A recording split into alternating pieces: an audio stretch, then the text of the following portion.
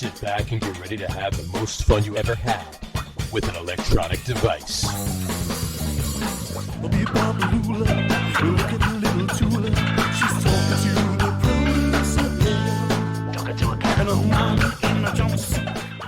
right, everybody, welcome out to the Get On With It Sports Show. It is Wednesday, March the 30th, 2022.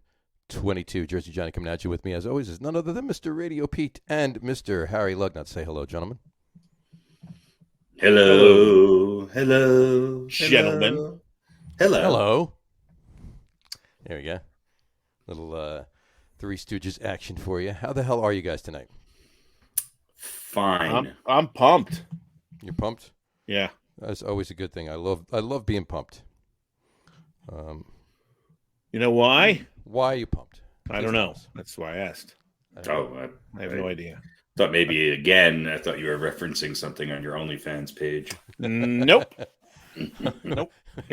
he was still pumped. pumped. Huh? He was still pumped. Yeah. All right. Some Whatever it takes. Odd request on the OnlyFans page this week. Hey, you know what? As opposed to the usual odd request. Everybody's got a kink. So what do you do? Yep. Yeah. No, I'm excited because the basketballs and the baseballs is finishing and starting. Oh yeah. Mm-hmm. You're right. Yeah, that's right. There's just a lot going on. 3 more games of the NCAA Division I men's basketball tournament. Mm-hmm. It's been a great tournament so far. It's been really good. And then we'll have a champion. And the Peacock is dead. So I'm happy about that. Well, they're not dead. They just, Well, they're out of the tournament. So they're out of the tournament. Yeah. I know. I just couldn't get into the... I'm a Cinderella fan, like, for the first couple of rounds. But after that, no.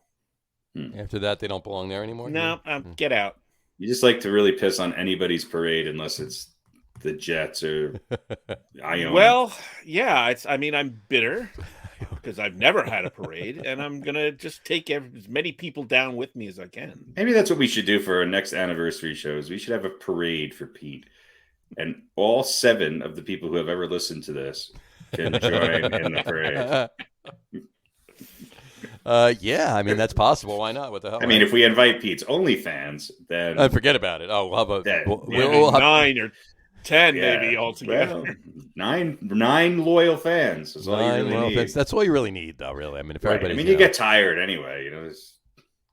I think 9, you can officially have an orgy with 9, can't you? Well, if they're all there at the same time. I don't know how it is. Well, yeah. Because rotating, it's not really like true to style. Well, you could do like a Zoom orgy, maybe. A Zoom orgy. What would that be like? Well, it's not as exciting as in person. If you fuck somebody with multiple personalities, is that an orgy? If they have, depends on how you look at it. Only if they have. Depends on how they look at it. That too. So, do you want to talk about the NCAA since I brought it up and it's not that much to talk about? Why not? Why not? We're here. You brought it up. I figured, normally save it till later, but we can talk about it at the top. Who cares? There's no rhyme or reason to the show. You know that. No, that's the way I like it. So, yeah, I'm torn because it's Duke and North Carolina. Mm-hmm. I have to root for North Carolina, though I hate them both.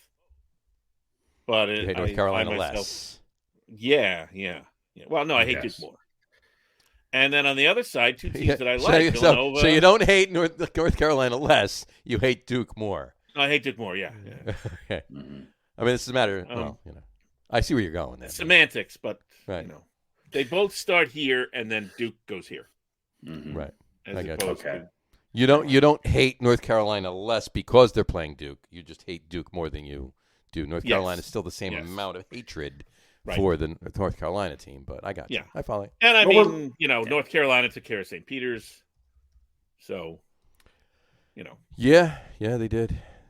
But see, then on the other side, I have 2 teams that I like in Villanova and Kansas. You would like them to play each other. Well, right. One of them has. So I really, you don't like Duke, but you like Kansas. Okay. If North Carolina wins, that's satisfying to me, slightly, but it's still North Carolina will then play for the national championship. That's how it works. Yeah. Usually. But I really only get one chance for complete satisfaction, which is whoever wins the other side of the draw if they beat North Carolina or Duke, if Duke is to win. Well, look, having been in Jersey City during the tournament for the really for 2 games, this was the St. Peter story was an amazing story, especially based on Shaheen Holloway's. And look, this was a team that I had a decent feeling, actually. Once they beat Kentucky, I thought, yeah, they could win these next 2 rounds. And I actually thought they could beat Purdue.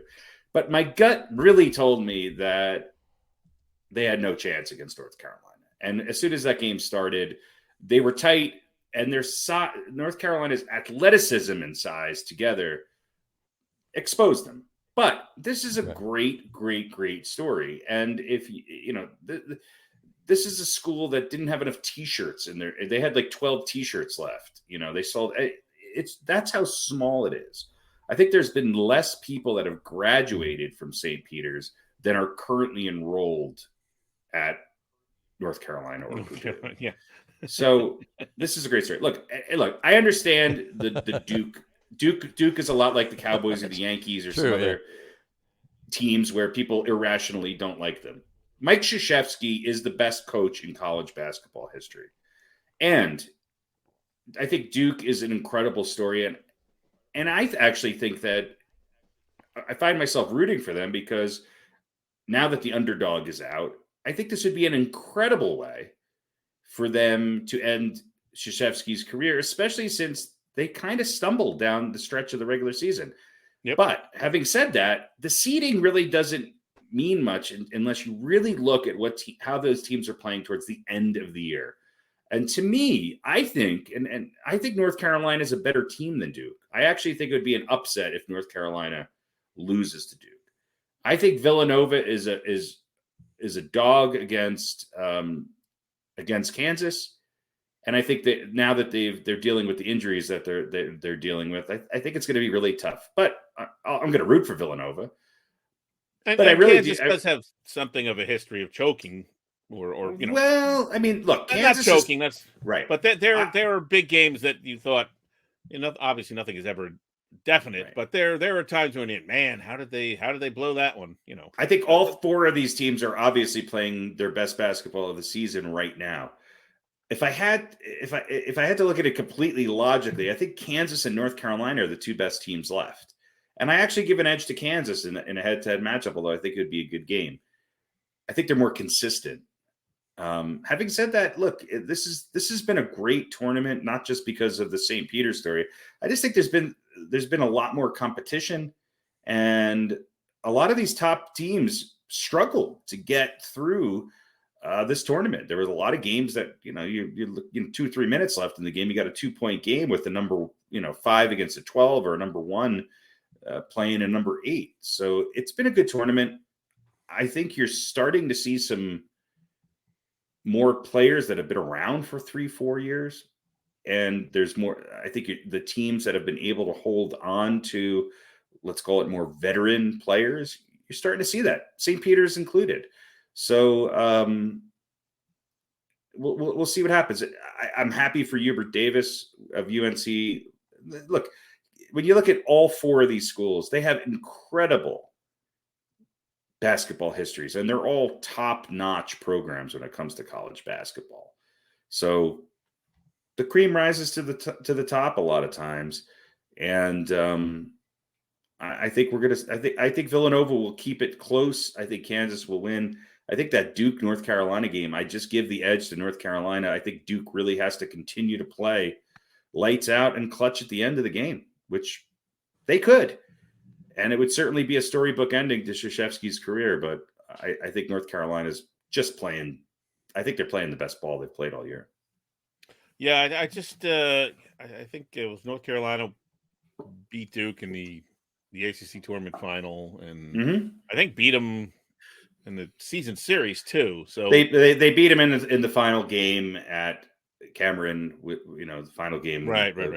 home game for Krzyzewski. So you have to kind of think, oh, Duke is now due, right? The pendulum can't. The pendulum is right. Common wrong. sense would say that based on Yeah.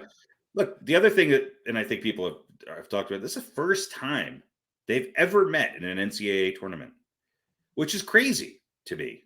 Now you could say, okay, they probably a lot of time get seeded in the same, region. Not always the case. I think it's been pretty impressive that they have never faced each other in NCAA tournament history. That's First crazy. time, Final Four. Last year of Krzyzewski's coaching career, first Right. year of Hubert Davis's coaching career. Yeah, And then you big got time, Bill Self over in with Kansas. It's a good storyline.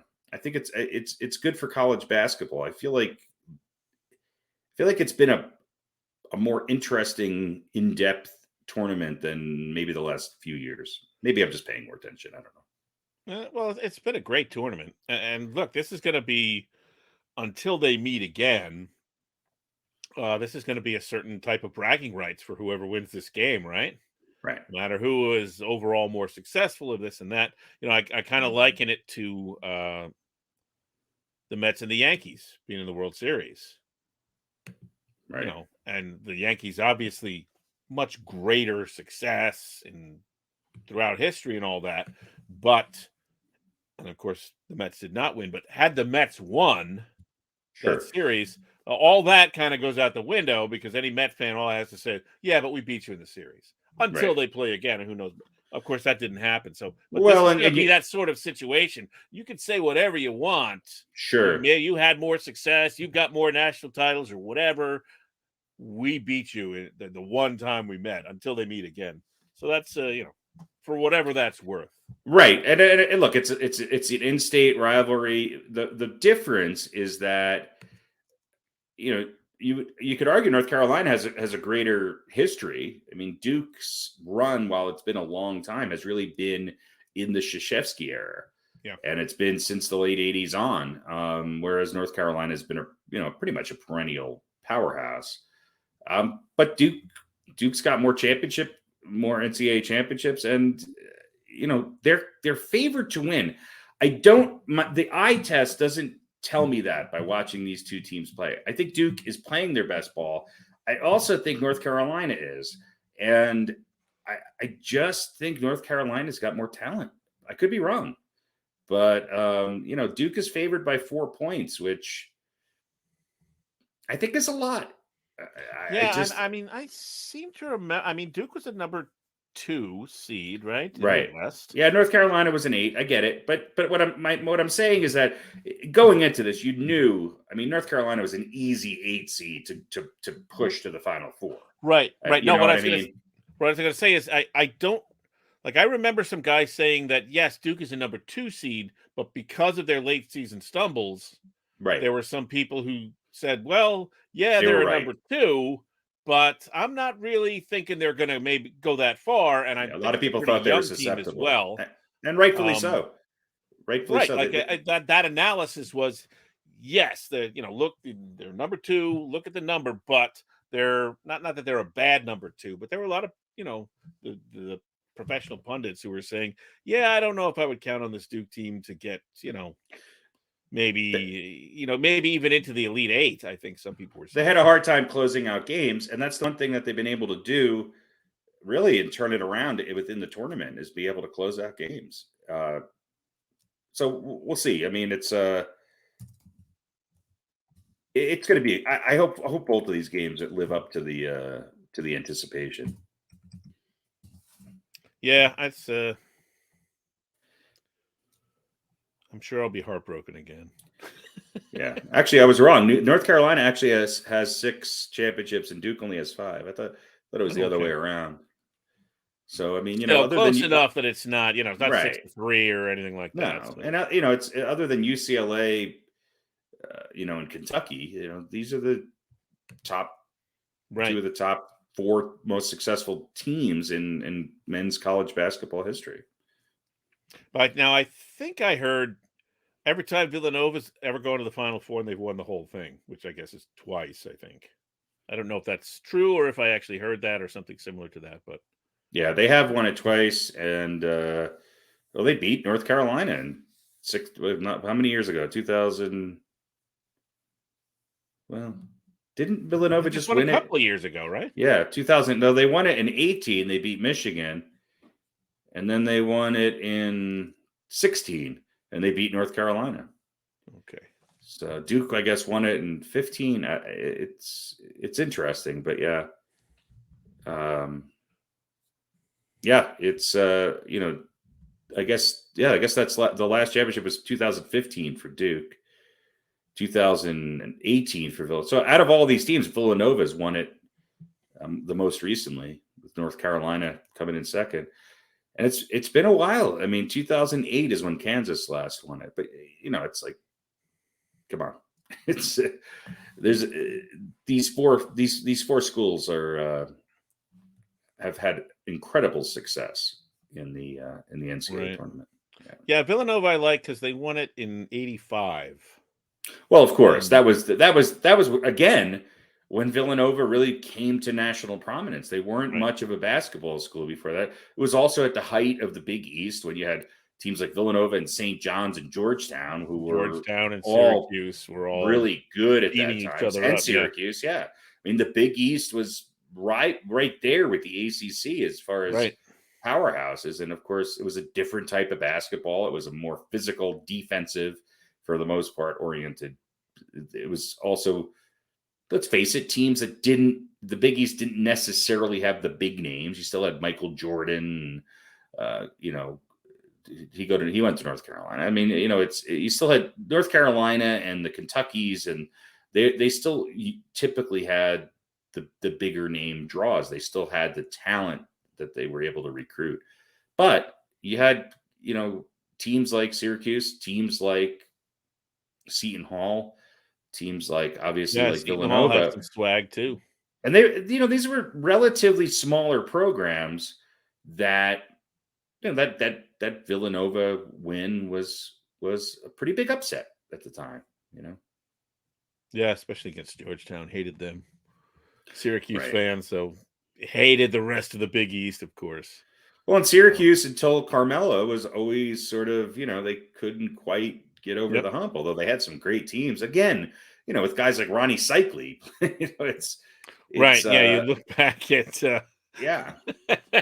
some of those a real names. grind it out. I mean, it wasn't uncommon to see a 48-44 Big East basketball game because of,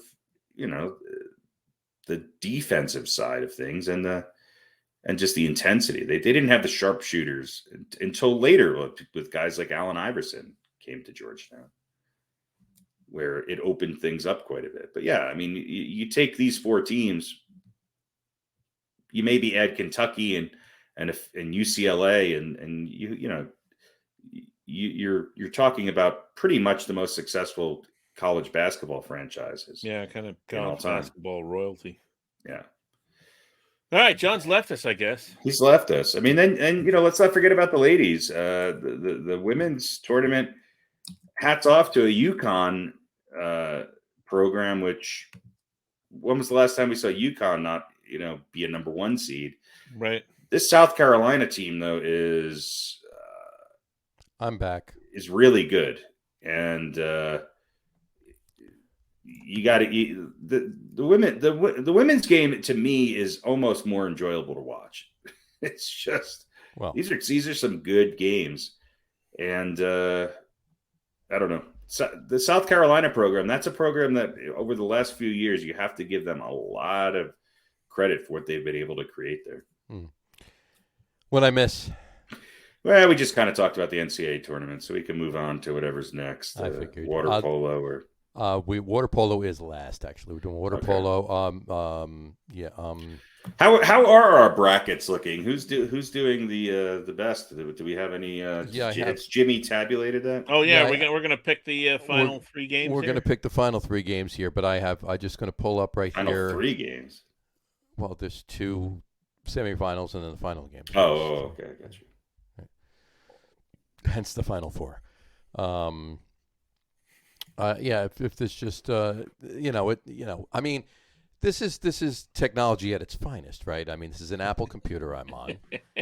You would expect it to work occasionally, you know? Apple, we're not disclaiming, we're not discouraging your products. If you you would like to provide both myself and Jersey Johnny with a new product, we would gladly promote it on the show. Absolutely, every day. All of the time. Yeah, because listen, Apple, if you want to change minds, then cough up some.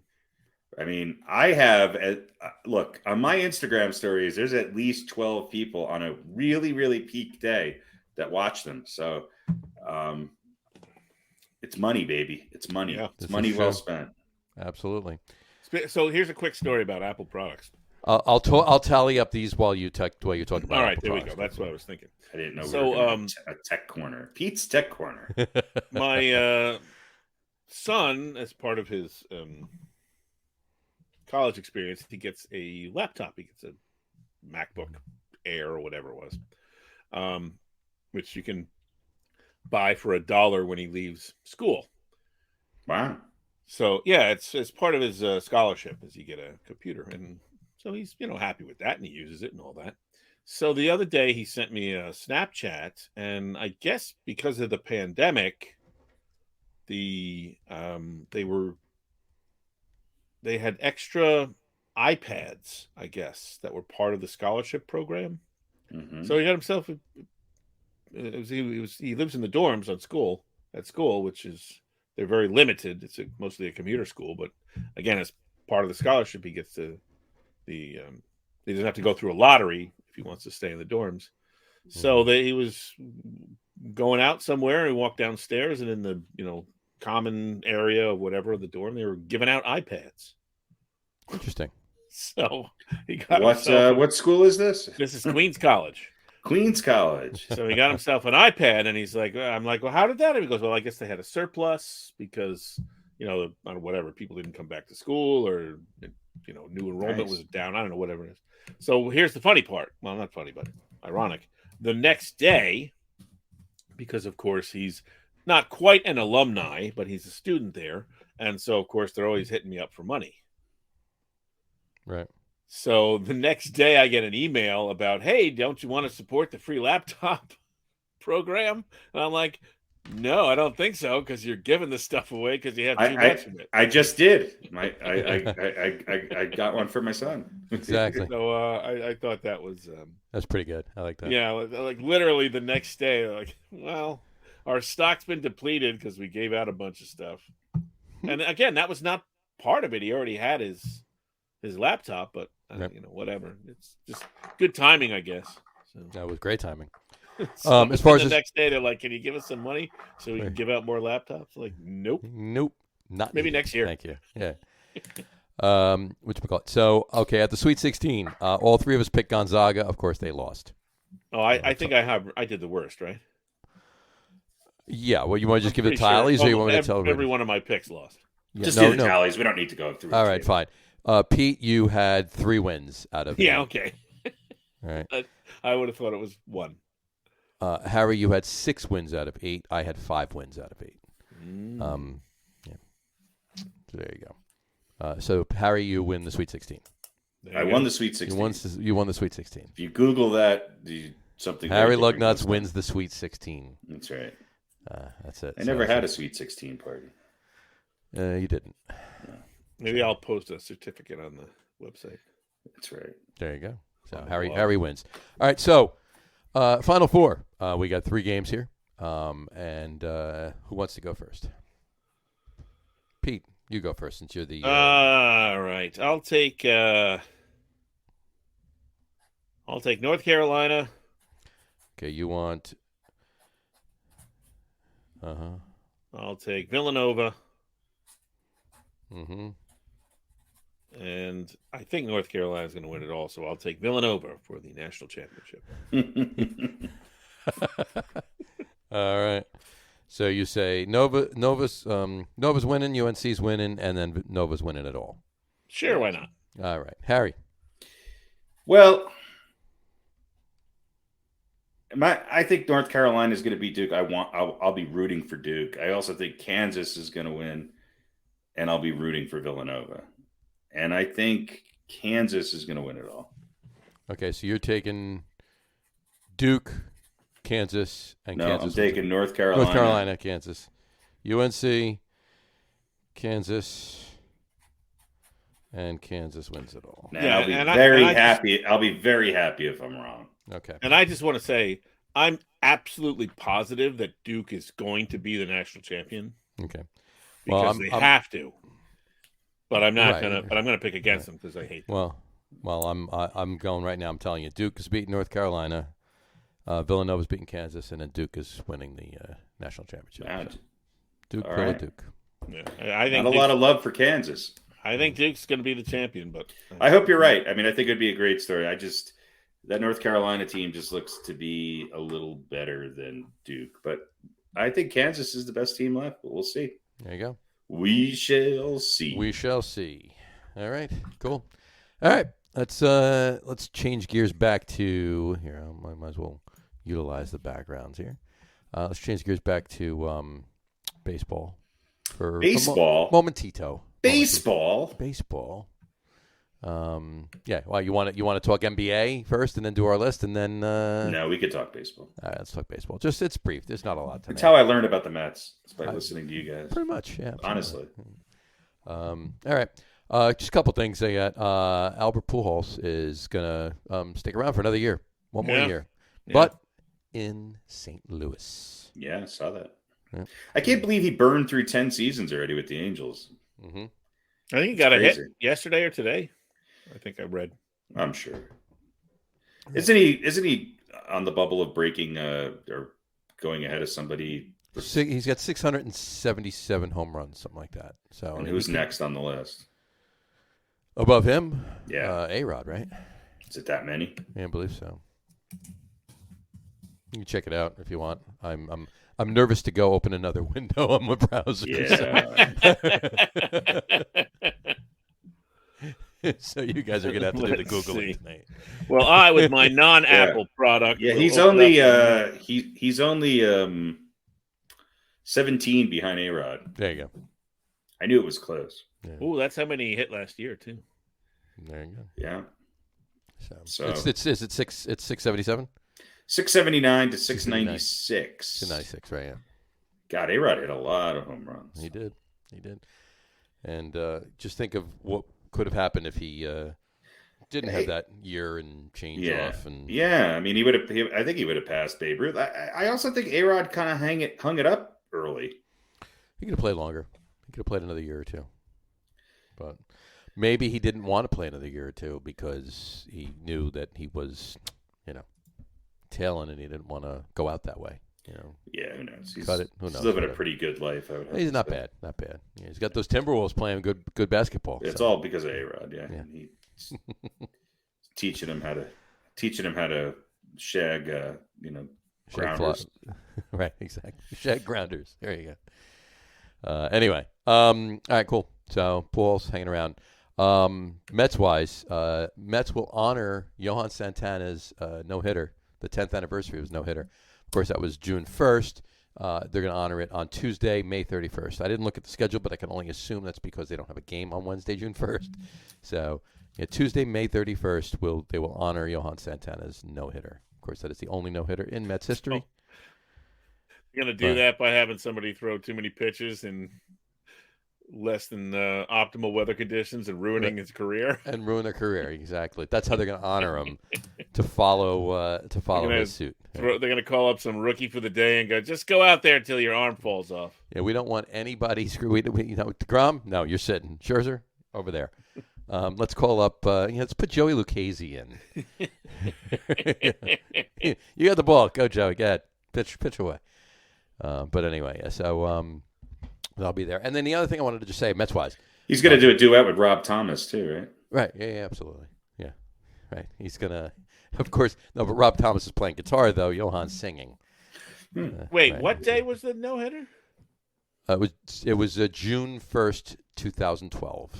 Why wouldn't they do it? They're playing the Nationals at Citi Field, according to this schedule. On June 1st? Yeah. And they're playing the Nationals on the 31st, too, right? Yeah.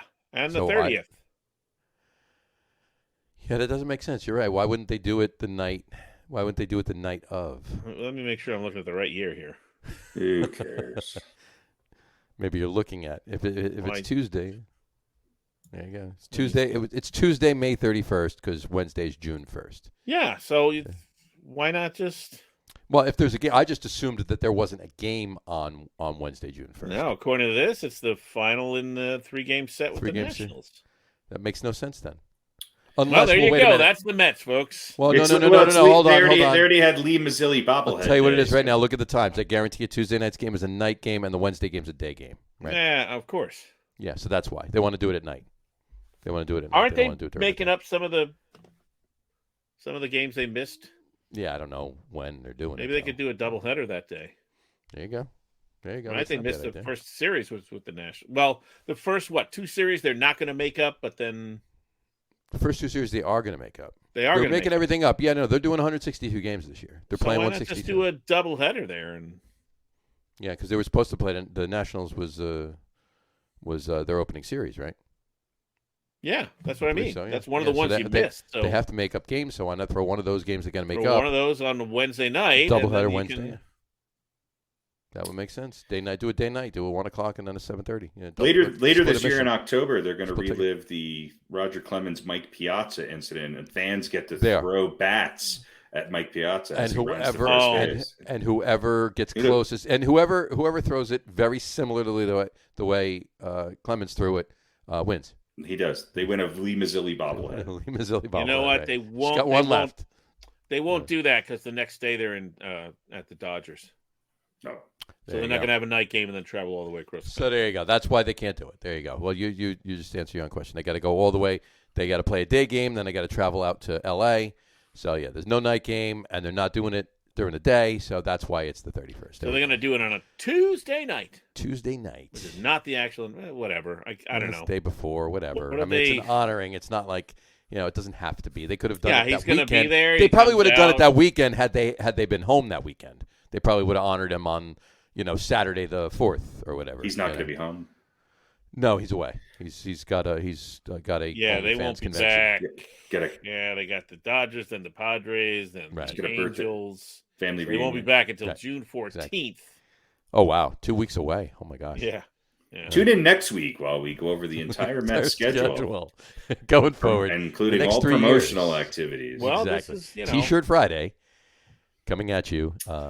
Whatever. Just another example of the Mets just can't quite get it right. Yeah, well, I don't know. Close, I think the Mets have done pretty good this offseason. Pretty damn good, yeah. If they screw up Johan Santana Day, I'm not going to be too. Spoken like a Yankee fan. The Mets have accomplished nothing yet. Nothing. Yeah. Well, they look like they're on their way to. They accomplished a lot more this winter than the Yankees did. This is true. Well, so if you look at it like that, they accomplished a lot. On the field, they've accomplished nothing. No. Sure, nobody has because we haven't started yet. Right. So, anyway, okay. So that's it. And the only other thing I want to say is Buck Showalter. There's this story out there that Keith Hernandez, who, of course, they're retiring his number on Saturday, July 9th. Right. And I think that's one of the days we're going to try to go out there and eat some of that food, too, if you recall. That we spoken about when Harry was not on the show that night. That's the right. Keith Hernandez specialty dog. Yes, absolutely. But anyway, Keith Hernandez apparently for years has not been invited. There's been a couple of regimes that have not invited him to speak with the batters or anything like that. I believe that's I'm trying to remember the entire article the way it was, but he wasn't invited to be really part of spring training for years. For whatever reason, I'm not exactly sure. They're pretty vague in the article, but Buck Showalter heard about this, went, got him and brought him in. Let's go. Come on, you're down with these guys. So Showalter just ended that horseshit. So he was there. So Hernandez was talking to them, working with them. Piazza was there too, and Al Leiter was working with them too. So they were all. Do they all still have their mustaches? They do. They keep them in their pockets. They pull them out when they need them. Nice. And yeah. Nice little pouch. Are they all still filled with cocaine? Well, that's why they. Yes. Yeah. I mean, you when you said, I wonder why they weren't inviting him. I'm like, did you see the 30 for 30? Well, no, they weren't. No, granted, Hernandez was the best out of all of them. No, they weren't not inviting him to spring training. They weren't inviting him in to speak with the batters. It was specifically something to do with that particular part of spring training. So he was there. But Buck Showalter just drove over. He took one of the golf carts or whatever, drove right over. How much free time do you have to find that nugget? Yeah, I read a lot of bullshit. You haven't heard anything yet. Oh yeah. All right, let's hear some really good nuggets. Go for it, Pete. All right, so you might have heard about the Nike MLB City Connect uniforms. Yes, actually did. Yes, which launched in 2021. The Mets were not part of the inaugural. They were not. 17. Boston was. They had Boston basically had these colors. The old Nuggets colors was their. So they're basically uniforms that reflect certain aspects of the city where the team plays, and apparently there's about 12 teams or something that are going to wear them this year. The Mets are not among them, but we will get to see I bring up the Washington Nationals because one of the things, of course, about DC is the cherry trees and the cherry blossoms, and they're beautiful and blah blah blah. And the Washington Nationals City Connect uniforms have some flowers on them, on the cap and on the shirt. And actually, they're going to be debuted at their home opening series. I think it's April 8th and 9th against the Mets. So if you're watching the Mets that day, you'll get to see the Nationals. There's some preview pictures.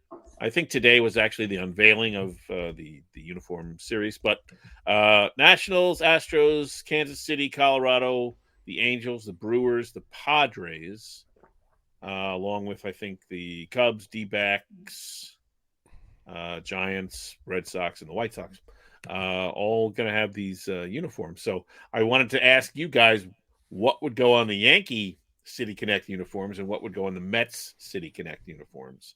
What are some ideas to let me get the official wording here.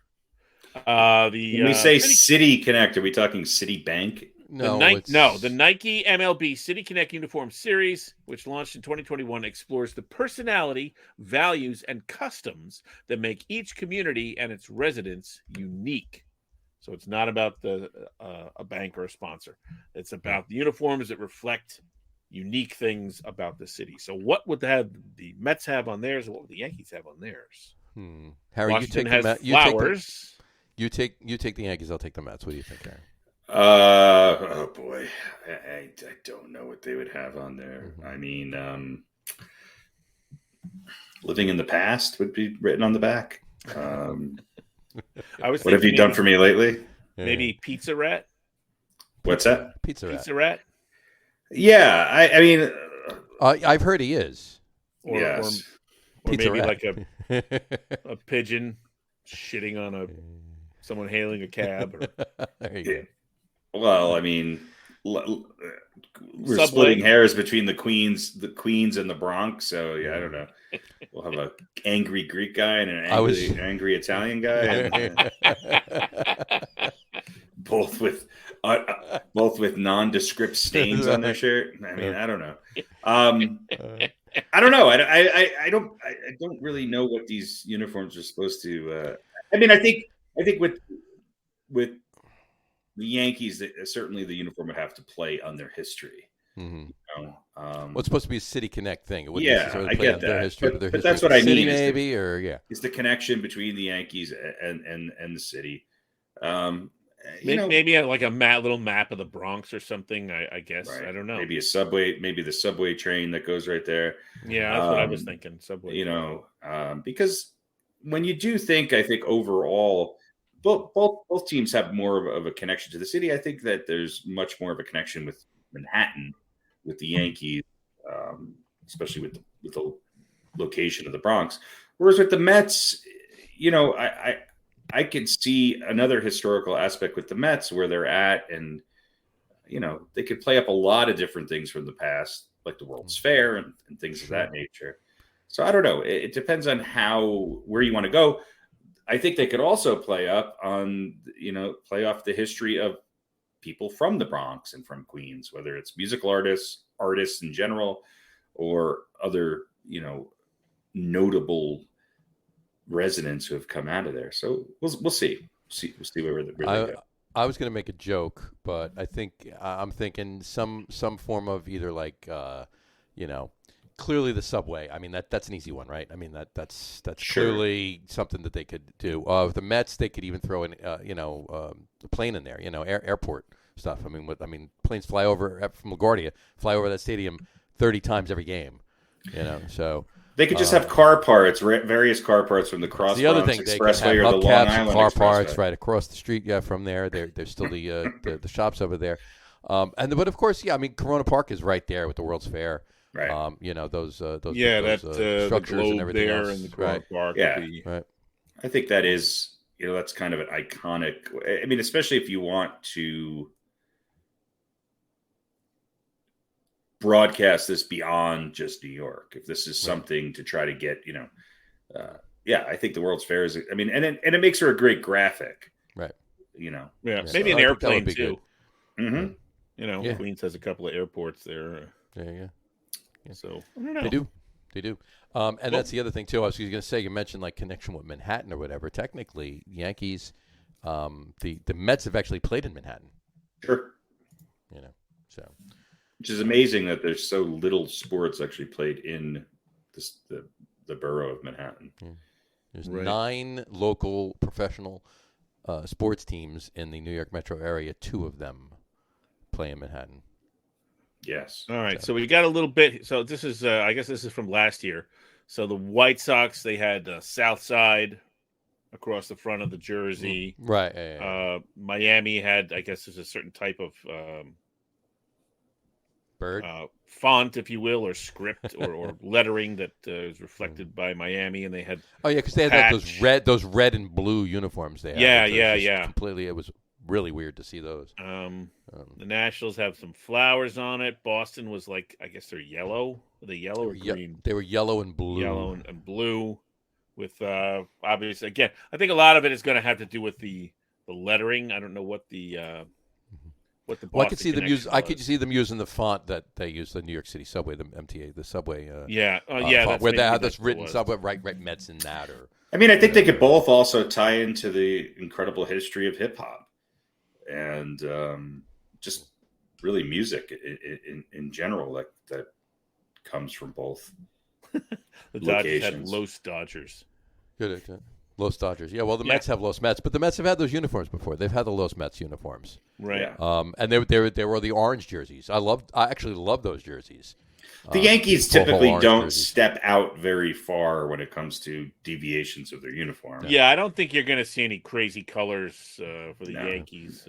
The Mets have a bunch of different uniforms. Right. The Yankees have 2. Right. Mm-hmm. All right. Well, we'll get to see. Well, again, Mets and Yankees are not participating as of yet, but maybe one day we'll get to see. I vote for Pizza Rat. I think that would be Pizza Rat. I like Pizza Rat. yeah. Yeah. Like Pizza Rat versus Right now- slide on the back of the hat. A little. Yeah, if we asked a number of your family members if Pizza Rat, would they say that you were, or no? But bump. All right, so. All right. The only other thing I got. Did we talk about this last week? I don't think so. The 10 best bullpens ranked on MLB News. The 10 best bullpens, we did not. I actually have one thing on that too. You just said it to me, reminded me something. No, go for it. We didn't talk. We talked about a couple of the 10 best starting pitchers. We talked about. We didn't talk about. Oh, right. Well, I'll just go through the listing. Yeah, just read it off. Yeah. So number 1 is the Braves. Mm-hmm. Number 2 is the White Sox. Number 3 is the Brewers. Fair enough. The reason I bring this up is number 4 is anyone? The Yankees. The Yankees. Loizaga, Green, Holmes, On Wandy paper. Peralta, On paper. Mm-hmm. and of course Chapman. Every team that you mentioned before that has a better closer. In Hendricks and Hader. Well, now here's the thing they said. The Yanks might tweak, and again, this is whoever's writing this for, I heard that too, yeah. The Yanks might tweak Chapman's role this season to avoid long layoffs. Mm-hmm. Is that do we right? think that was part of his they problem? might bring him in to pitch when it might not necessarily be a save situation. So do we think that was part of the issue there? Is maybe long layoffs were affecting him? No, I think he's horrible in the clutch. Okay. Number 5 and I think Zach Britton's been a bust. Right. Number 5 is the Giants. Okay. 6 is the Angels. Really? Yeah. Well, you know what? They got Aaron Loop. They Yeah. got Aaron Loop from the Mets, so which I thought was a stupid move. Aaron Loop was a great pitcher. Yeah, They yeah. should have held on to him. But then again, the Mets did pick up Adam Ottavino. Yep. I like Loop better than Ottavino, but you know. I think the Mets are higher than the Angels. Yeah. 7 is the Devil Rays. Sorry, they're not the Devil Rays anymore, just the Rays. I mean, Just the Rays. With what, Thompson and who's their let's closer? see. Castillo. JT Chagua. Yeah, Pete Fairbanks and They got, JP Feyereisen. right, Matt they got Whistler and Brooks yeah. Raley. These are the listed primary setup men. And Andrew Kittredge as the closer. There you go. well, for the Tampa Bay. For the Rays. It says Rays, Yeah. yeah. I mean, last year it wasn't their closer Castillo. I don't know. I could be wrong. He might not be there actually. He's not there right now. I'm not sure. I don't think so. Let me see what was the. I think this was. Yeah, this was actually written today. Okay, Right. So maybe he moved on. I don't know. maybe he moved on, or maybe he's. Well, let's see. It doesn't say anything about. Yeah. No, doesn't even mention his name. Right. Yeah, maybe he moved on. Who's number 8? I like this. So we can't necessarily guarantee any of the names above will still be in prominent pen roles for the Rays by season's end. Well, duh. Duh. Thanks for saying that. Number 8 is the Dodgers, Okay.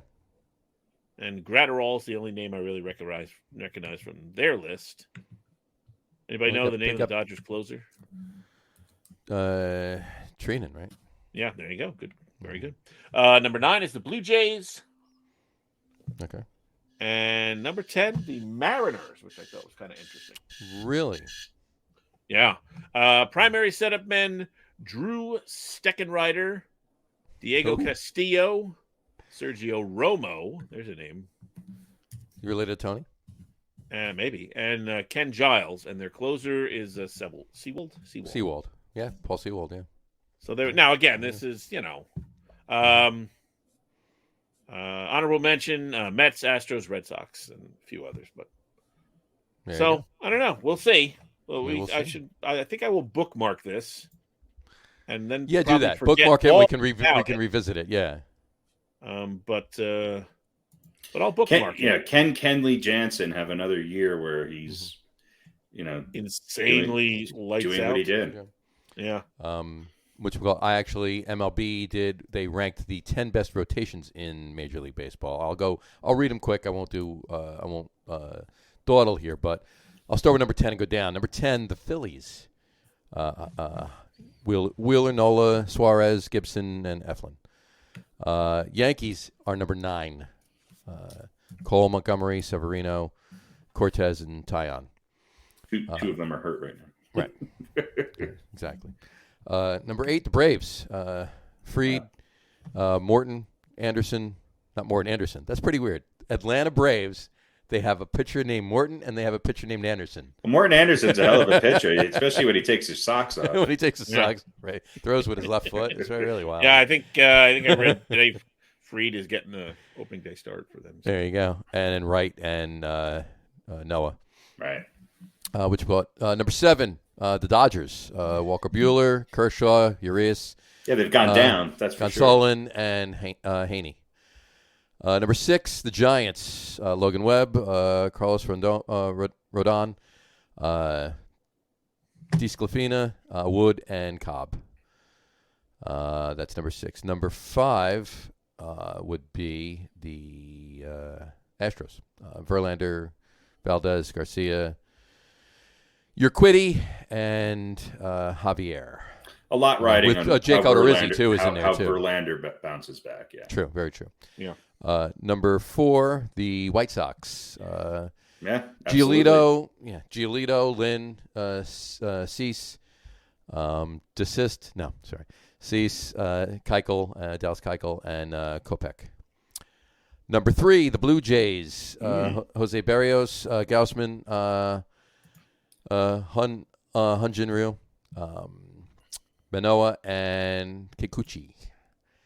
Number 2, the Brewers. Brewers, yeah. Woodruff, Burns, Peralta, Lauer, Hauser, and Ashby. And number 1, your New York Mets. DeGrom, Scherzer, Bassett, Carrasco, Walker.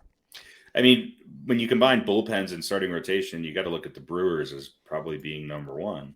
Mm-hmm. With the yeah, Mets, because the Mets were an honorable mention, and the Brewers were with the Mets probably 2 or 3 in there. Yeah. Giants and the Braves, I think, are deep, are the deepest. Yeah. I think the Yankees rotation, they're being kind. I think they're being kind to their bullpen too. Mm-hmm. But already so many of these lists are just going to be, do you have the depth, and who's going to step up when inevitably injuries occur? And I think the Yankees we're already starting to see some of the ramifications of a lot of these guys thinking the holdout was going to go longer, because there's a lot of pitchers who are pitching very short stints in the preseason right now. Right. Or they're getting battered, or they're having injuries. So there you go. But yeah, the Mets rotation could go down as one of the best starting rotations, top 10 in the history of the game, maybe top 5, if they live up to their. Well, they got to play the games, right? That's what they got to do. They got to start playing next week. And there is some age involved there, a little bit. So, but I mean, you got to look at it for this year. So you go this year, and you go from there. So, that's all you can do. That's it. All right. I think we're good with baseball. What do you guys think? Pete, you got anything else? Harry, nope, you got anything? That's it. Nope, absolutely not. Let's move into a little NFL football. There's a couple things going on, and there's breaking news. Literally right now, just broke by Harry. Harry, kick it off. Kick us off with the NFL breaking news right now, please. Breaking NFL news: Bruce Arians is stepping down after 3 seasons as the Buccaneers coach and will take on a new role in the team's front office. Todd Bowles has been promoted to head coach. Can the NFL get any stranger? I really think what this tells me is that Arians was going to do this no matter what, and was content after Brady retired for 3 weeks. And this to me is a strange move, and I think it's going to have ramifications for the Bucs. I agree. Although, I mean, I like Todd Bowles, don't get me wrong, but I think Arians was a big reason why he's an interesting and a unique coach, and he was able to sort of stitch together both the younger players and the veteran players on this team. But let's face it, the offensive coordinator is going to be Tom Brady, and Todd Bowles will be his head coach. Mm-hmm. So, and run the defense. So obviously, yeah. I mean, he was the defensive coordinator and is now head coach. Well, basically, yeah, that's it. Basically, they technically at that point don't have a head coach per se. They have a defensive coordinator and Tom Brady running the team. So, well, I mean, it's interesting who's going to bump up to. I guess it would be they're already their offensive coordinator. Right. But this surprise does this surprise you guys at all? It surprises me a little bit. It surprises me. It does. I would have thought that Brady would have came back. Arians, I had no clue it was even a thought there. It was even a possibility.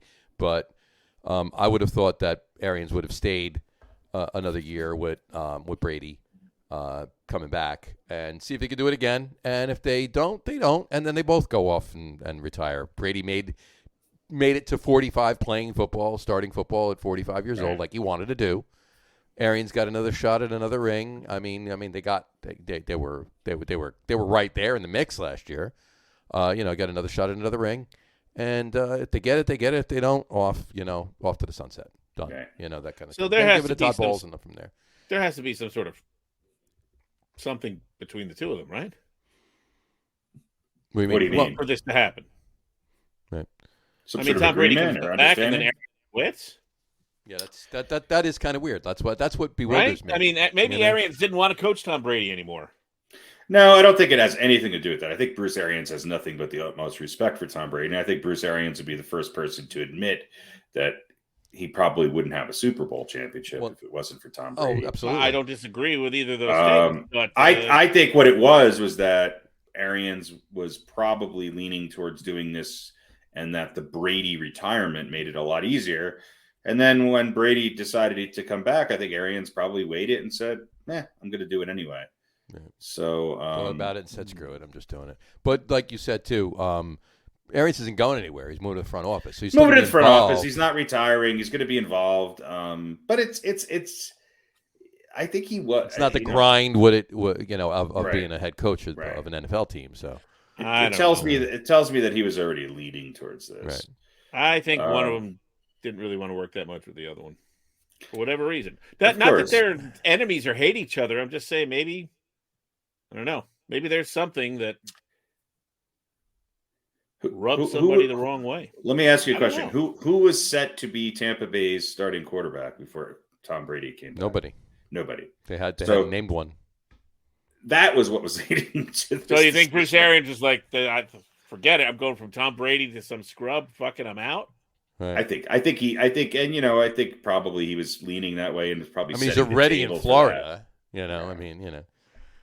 Retirement wise. Yeah, I don't think he's going to. I don't think Tom Brady is going to drive any coach to say, you know what, I just can't deal with this guy. Why wouldn't he just announce it after Tom Brady announced his retirement? I think the timing was. I think it was probably pushed a little bit because of Brady coming back. My guess is that this decision was probably already made. How long was Tom Brady retired? 3 weeks. 3 weeks. It was longer than that. 4 or 5, no more than that though. Right? It was okay, so what was Bruce Arians waiting for? He was thinking about retiring. Tom Brady's going. He's like, all right, that's it. I'm going to move into the front office. Maybe he was thinking about it. Maybe he was thinking about it, and maybe he literally was thinking about it. And you never know. Maybe he actually was about to announce that he was going to retire, and then Brady announced that he was. I think it was timing. I think he wanted to wait. He wanted to give Brady. I think it was just waiting to give the news some time to settle down. Right, let the Brady news settle down, and then all of a sudden he's going to announce, and then all of a sudden Brady says he's back. Of course, Pete's going to turn this into somebody that doesn't want to play with Tom Brady. Again, or Tom Brady doesn't want to play for somebody. 601. Maybe Tom Brady goes, I don't know, Bruce Arians. I love the guy, but maybe he's not the right guy to get another championship. I don't know. Is Todd Bowles? Does that mean Tom Brady thinks Todd Bowles? I don't think. Tom Brady in this situation, I think it worked out better for Arians than it did for Brady. No. Sure. Tom Brady's not going to come back and push a head coach out. That's just not the case. I don't buy that either. I don't. I think that it's part of why Brady went to Tampa. It's a good dialogue, because of Bruce Arians.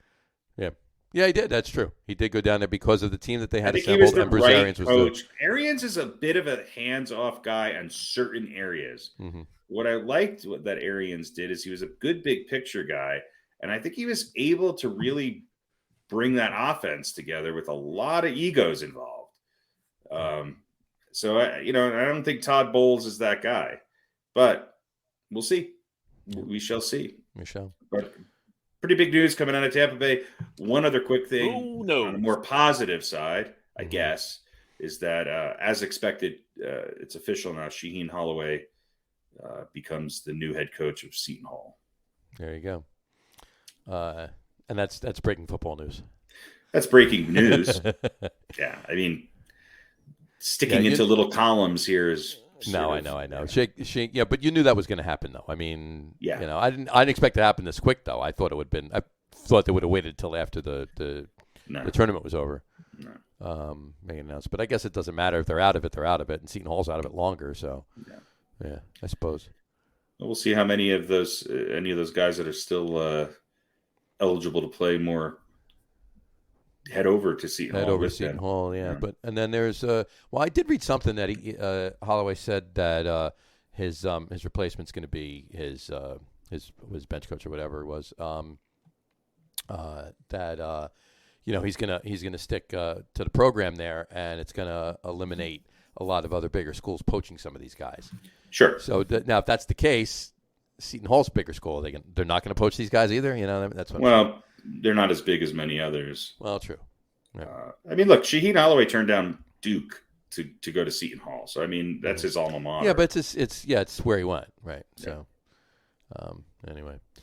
All right, a couple other football notes, if you will. I don't know if either of you heard, but NFL announcing yesterday that both teams in the playoffs only both teams will get the ball, period. Doesn't matter who scores whatever. At the Both same teams- time, actually. At the same time. Two offenses will be Two on the offenses field. and two defenses will be on the field at the same Start on time. the 20 on each That's side right. of the field. Opposite ends. And Whoever scores first. That's right. There'll be two balls and go.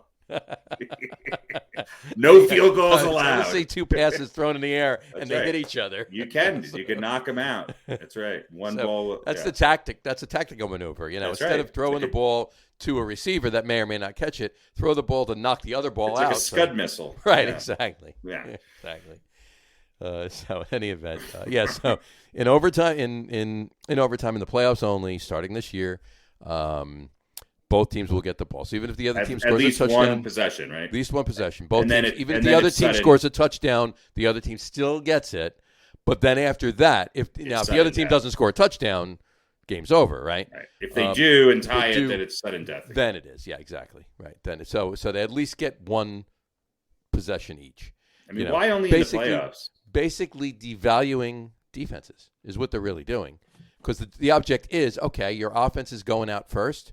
All right, put a good defense on the field and stop them. Well, they've been devaluing defenses for years and years and years. Yeah. So wait, so how do we decide who wins? They just keep playing until the first team gets tired. Yeah. There you go. It's just forget it. That's right. It's a So team A 50-minute gets overtime. the ball, they score a touchdown. Team B gets the ball, they score a touchdown. We Right. just keep First going. team. Then- It's like the All-Star game. First team to 185 wins. Right, exactly. No, it becomes sudden death overtime at that point. So both teams get the ball first. If it's still tied after whether neither team scores, they both score a field goal or they both score a touchdown. Why in the playoffs, though? So who gets the ball to start the still flipping the Still flipping the flipping coin. a So they flip a coin again. Oh yeah. What do you mean again? They always flip the coin. They always flip the coin in overtime. No, I'm saying the game ends in a tie. Right. Right? They're gonna. How do they decide who gets the ball first? Same as the ways they've always have. They flip a coin to start overtime. Right. Okay. So then team A scores a touchdown, team B scores a touchdown. Now it's going to be sudden death. Right. They flip another coin to see. No. The team A So gets the the ball original again. team gets Oh, it back okay. again. They go back to the other way, and then at that point it becomes Right. yeah.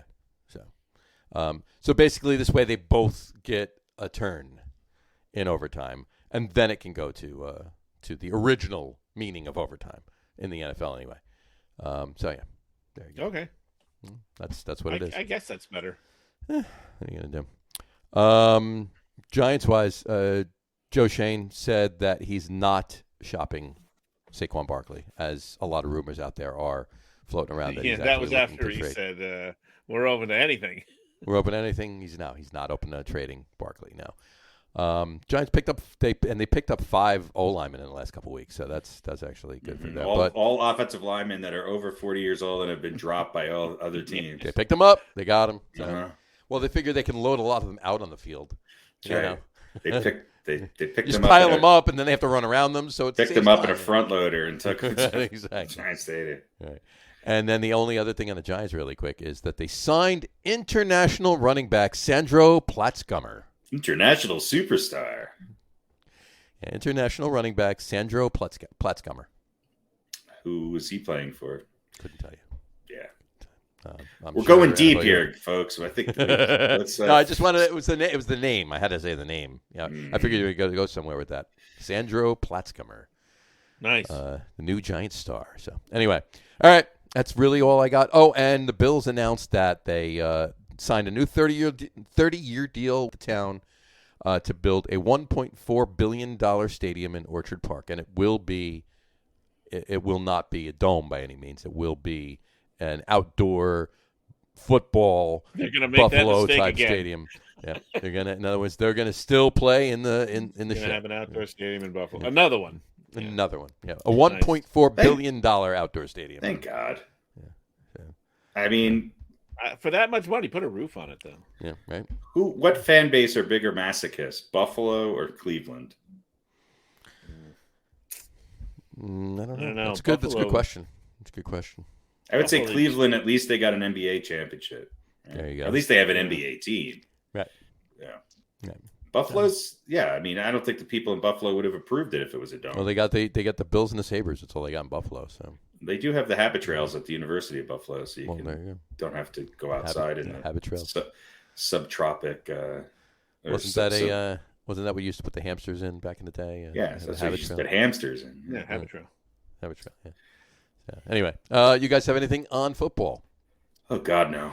Yeah, actually, I do. Oh, I'm I'm gonna watch the Nuggets game.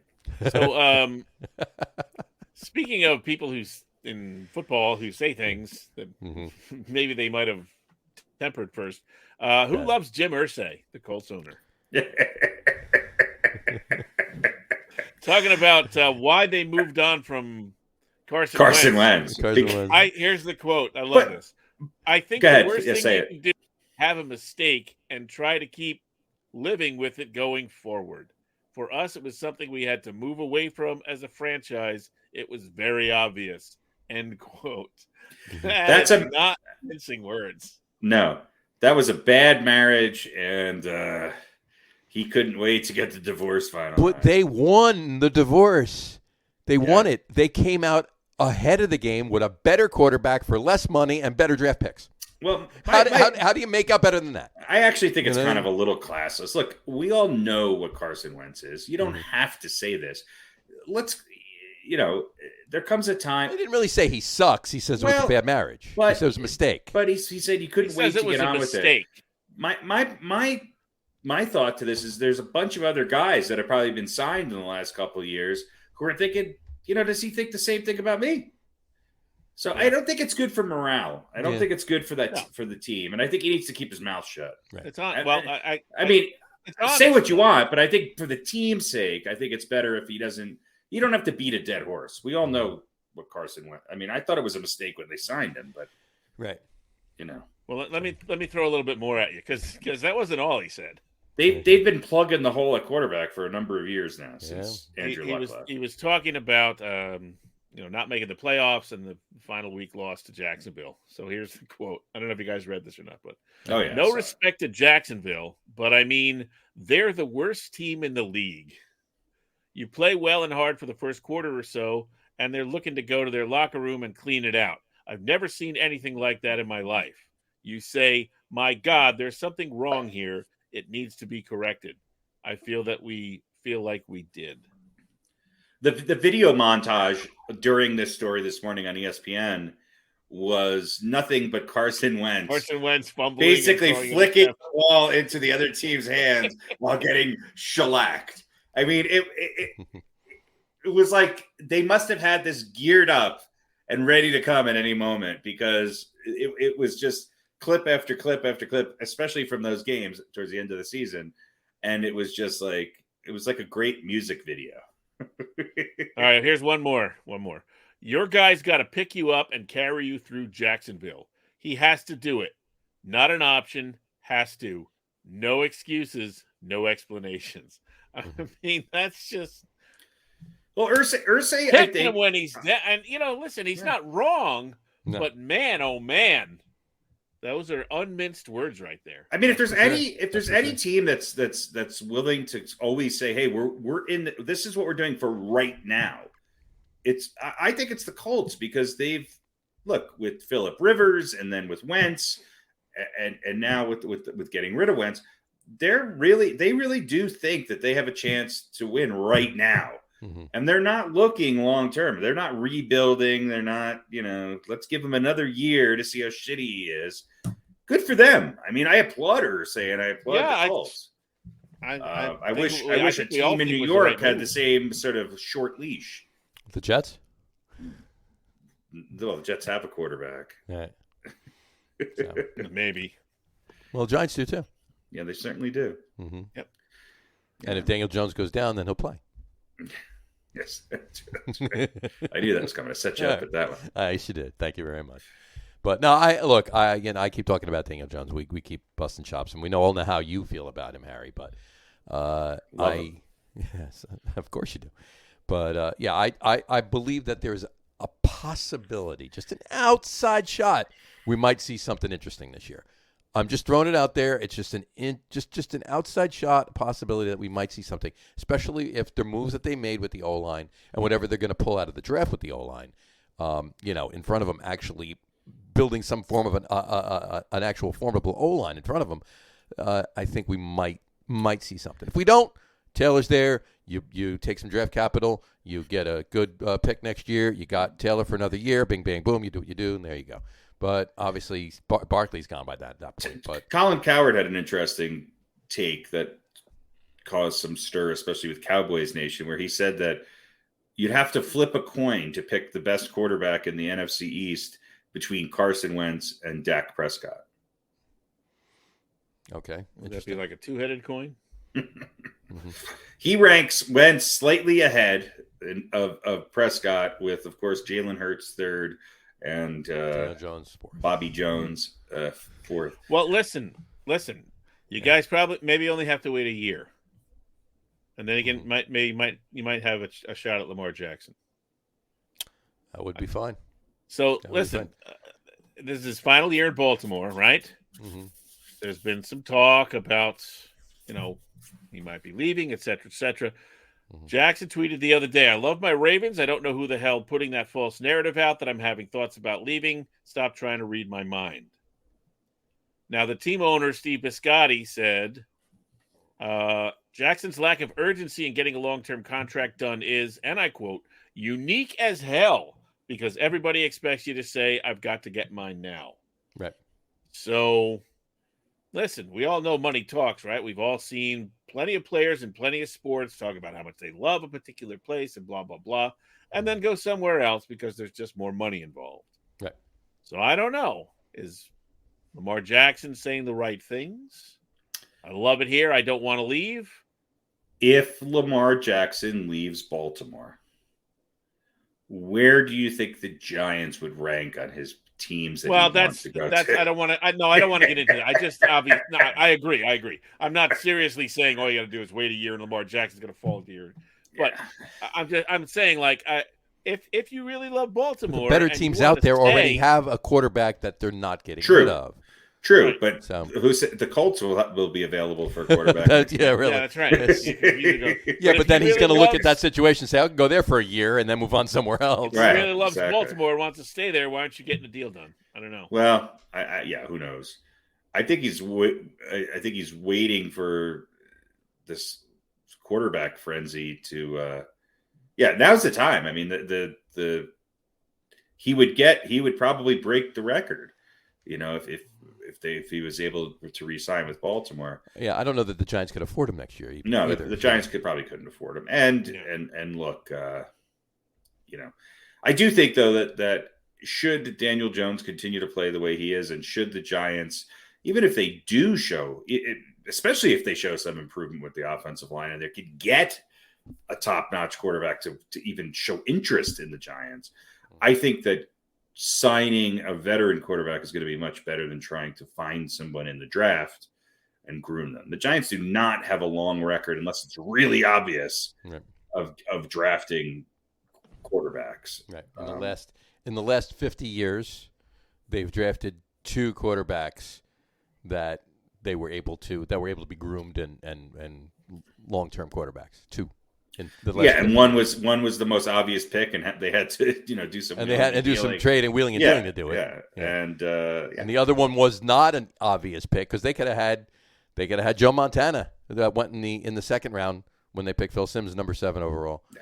So, but whatever. But actually go back 60 years. Before you can, because I don't understand the Lamar Fran Tarkenton was a good quarterback for the Giants, but he was in the draft. He was right. Yeah. So you go back 60 years with that. But anyway, all right. Anything else on football? Do you guys know that Juju Smith-Schuster is only 25 years old? Yes, Juju Smith-Schuster. I thought he was around longer than that. Yeah, 25. Of course, he's going to the Chiefs. That's a great move for him. Yeah. They needed to replace Tyreek Hill. So. I think the Chiefs are going to be fine, and I don't think they're done. Maybe, and look, they have some draft capital. They might be able to get. You're not going to replace Tyreek Hill, much like you're not going to replace Devonta Adams. But this is a chance for some of those other players on the Chiefs to step up and become a number one. Very true. Yeah, that is true. They can do that. They got a good quarterback to help them get there. So yeah. All right, one more question for you. Well, nah, never mind. I'll leave Sid Wilson out of it. Did you guys know? I do have another question though. Did you guys know that there's a professional women's tackle football league in this country? I've been playing in it for 12 years. I thought I recognized you under center. That's right. yeah. Did you realize that? It's not the lingerie bowl, is it? You're not talking No. about that one, right? No. This is I did know that. Tell me if other than that, I don't know anything. But I did know. Yeah. I did know that. the U.S. Women's Tackle Football League. Interesting. Yeah, there's I don't know 1, 2, 3, 4, 5, 6, 7, 8, 9, 10, 11. Bunch of teams. Their season starts in April. Actually, Okay. should check it out. Yeah. And when does the The USFL starts in a couple of weeks too, right? WNFC starts, I think, April 1st. And they recently WNFC, had- Women's National Football Confederation, Confederation, Federation? Maybe? Company, I don't know. Conglomerate, Conference. Conference. WNFC. Alrighty, WNFC. Women's National Football Conference. As a matter of fact, they just had tryouts WNFC. a couple of weeks ago to put together 107 on your dial, number 1 in your hearts. a 45 person roster to go to Finland and compete in the international women's football championships. The Finnish women's football team. Now that's There's international teams gathering in Finland to have sort of this global cup, a World Cup, if you will. That's where they're going to And, finish the season. Ha! All right. So anyway, like I said, I think the season starts. Let's take a look at the schedule here. Season starts Is it concurrent with the USFL? So April 2nd. oh wow, And- this Saturday. Yeah. Televised Yeah. games? I actually want to watch one of these. I actually want to do. Let's see. You can watch games on Vyre, which is VYRE. I don't know what that is. That's their I own. thought you were app going to that say they- Hulu or something, but yeah. No, Vyre. I don't know what It's Vyre their own is. app that they own for the broadcast of the WNFC. WNFC. Well, listen, they got I don't know, they got a bunch of teams. Vyre, the art of streaming culture. Watch thousands of TV shows and movies. There we go. Vyre. True Mag TV, unnecessary humor, live sports, R&B Mag TV, international channels, and more available for free. Stream now. Yeah, there you go. free? Vyre.tv, folks. Vyre. Go check it out. And it's a free download. It's advertising based. It says available for free. All right. Let's see. Might They got have to do that. apps. You get available for Roku. You can get it on Google Play, Apple TV, the Amazon App Store, and the Apple App Store. There we go. Vyre. So VIRE or VYRE? Website. VYRE. VYRE. VY. The R is backwards, but you don't have to type it that way. Yeah, my keyboard doesn't type it backwards. All right, Yeah. unfortunately. So. So I'm gonna check this out there because I'm very interested to see what the game is like. I mean, I it's want to see it it's too. tackle football. All joking aside, I want to watch it. I want to see Well, it. Yeah, the first no. game is the Michigan Queens versus the Huntsville Tigers. There you go. Michigan Queens versus the Huntsville Tigers. Yes. Then we have the You got the Alabama Fire, the Atlanta Reapers, Phoenix, the Fierce, the Virginia Denver Lady Bandits. Gators, Lady Gators, the the River Kansas City City Sting. Glory, Kansas City Glory. the Houston Heat, the Florida Avengers, the Las Vegas Silver Stars, Maybe I'm looking at a different league than you are. the Mississippi Panthers. Interesting. Wow. This is crazy. WNFC. I had no idea that this existed. Well, there's 15 also teams. the Women's Tackle Football League, the WTFL. WTFL. Oh, WTFL. so there's two. So Yeah, there's more than one. There's the WNFC and the WTFL. And their schedule starts on April 2nd too. Wow. See, Wow. they need to merge. Do you have the Michigan Queens or the Huntsville Tigers in your No, I have the Philly Phantoms with a Z. Yeah, no, we've got Phoenix, competing Oregon. leagues So here. there's a two no- leagues, two Wow. women's tackle football leagues beginning West on the Palm same- Beach Coyotes, the Huntsville Tigers. Yeah, we've got competing leagues. I don't know who the Reapers are. This website is horrible. 1, 2, 3, 4. Looks like it's about a 6-game season. Yeah. It runs through the middle of May. This website for this has an area for player registration. So, Pete, sign up. I'm in. You want to play? Let's go. The three of us. Let's go. Pick a team. Let's go. Kick my ass. I'm sure. I'm sure they'll kick all of our asses. The pain that I can only imagine what I would feel. All right. Well, there you go. Right, so there you go. So there's your homework assignment, audience. So WNFC and WTFL. We need to work on I'll those. write that down. Wonder if they play each other in the championship. I think they should. Right, like an NFL, Right. AFL. Absolutely. I think that's great. That would be the super.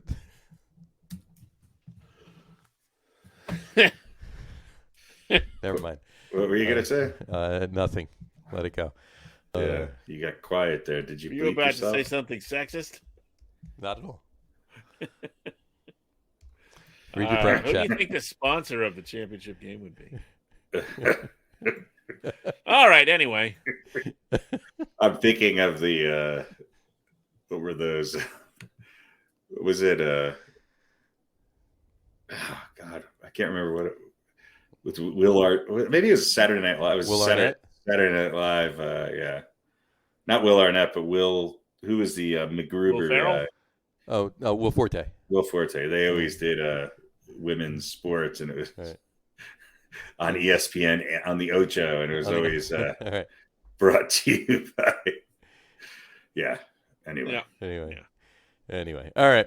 Fine. There we go. All right. We good? Good. Football. Yeah. All right. Good.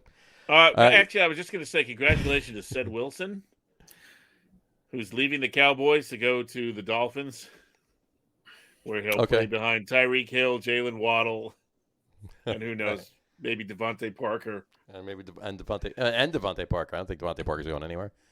So, Right. So it'll be fourth tier receiver there. Right. So. All righty. He was a number 735. All right. There we go. All right. I just thought that was a lateral move. No, it was. Definitely was. I would imagine so. NFC to the AFC. All right. We have a quiz? Let's do. Let's kick it off basketball. One more. We finish up the basketball. We're not going to do more basketball top 10s? We can do more basketball top 10s. Yeah. We can. Yeah, we did. But I'm gonna.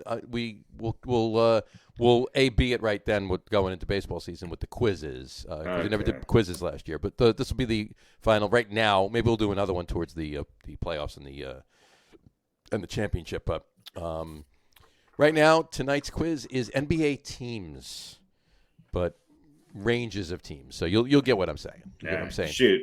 4 got to stay. 2 got to go. Here we go. Write these down. Here we go. Mm-hmm. The 60s Lakers. The 60s Celtics. The 80s Lakers. The 80s Celtics. There's a pattern here.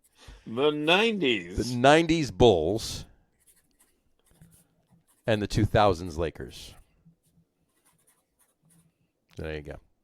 60s Lakers, 60s Celtics, 80s Lakers, 80s Celtics, Gotta 90s pick Bulls, 4? and 2000s Lakers. Yes, 4. Pick 4 of them. Pick 4. Get That's rid of 2. easy. Go for it. Pete? I'll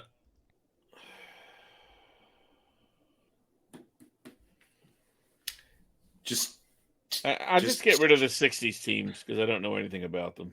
Oh, God. No. Get rid of the first one and the last one, and you got the right answer. Yeah, definitely get rid of the 60s Lakers. And fuck the 80s Lakers. I hate the Lakers. There we go.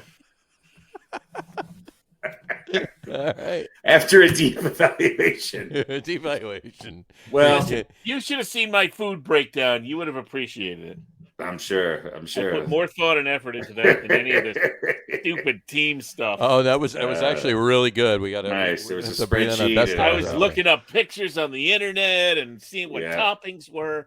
There you go. We really did that one up. Listen, when you get in my wheelhouse, I can be very engaged.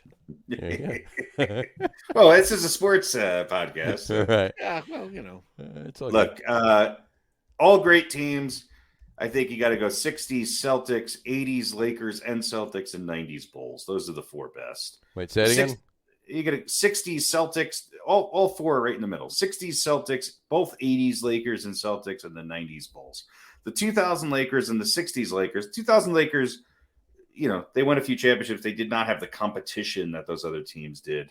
True. The 90s Bulls, maybe other than the 60s Celtics, probably the greatest dynasty. 60s Lakers were good, but they just didn't necessarily dominate as much as those other teams. So, 80s Lakers Celtics, one of the best rivalries ever, and those 80s Lakers and Celtics teams were fantastic. Mm-hmm. 90s Bulls, I'll give it to them, even though it pains me. And those 60s Celtics teams, you're not getting better than that, right there. You're not getting better than that. That's actually it. Mm-hmm. The 60s Lakers were good. They just and into the 70s, they did win a championship finally with Wilt, but they were not as, the 70s Lakers. I think they probably had that 60s team rolled over into the early 70s and probably had more success. Yeah. But tough one. But I'm gonna stick by what I said. There you go. All right. Very good, sir. All right. Do we want to let's talk a little NBA? Or you want to go through the top? Let's do the top 10 because yeah. Well, let's go through it and then we can talk a little NBA and then we're finished. We wrap it up.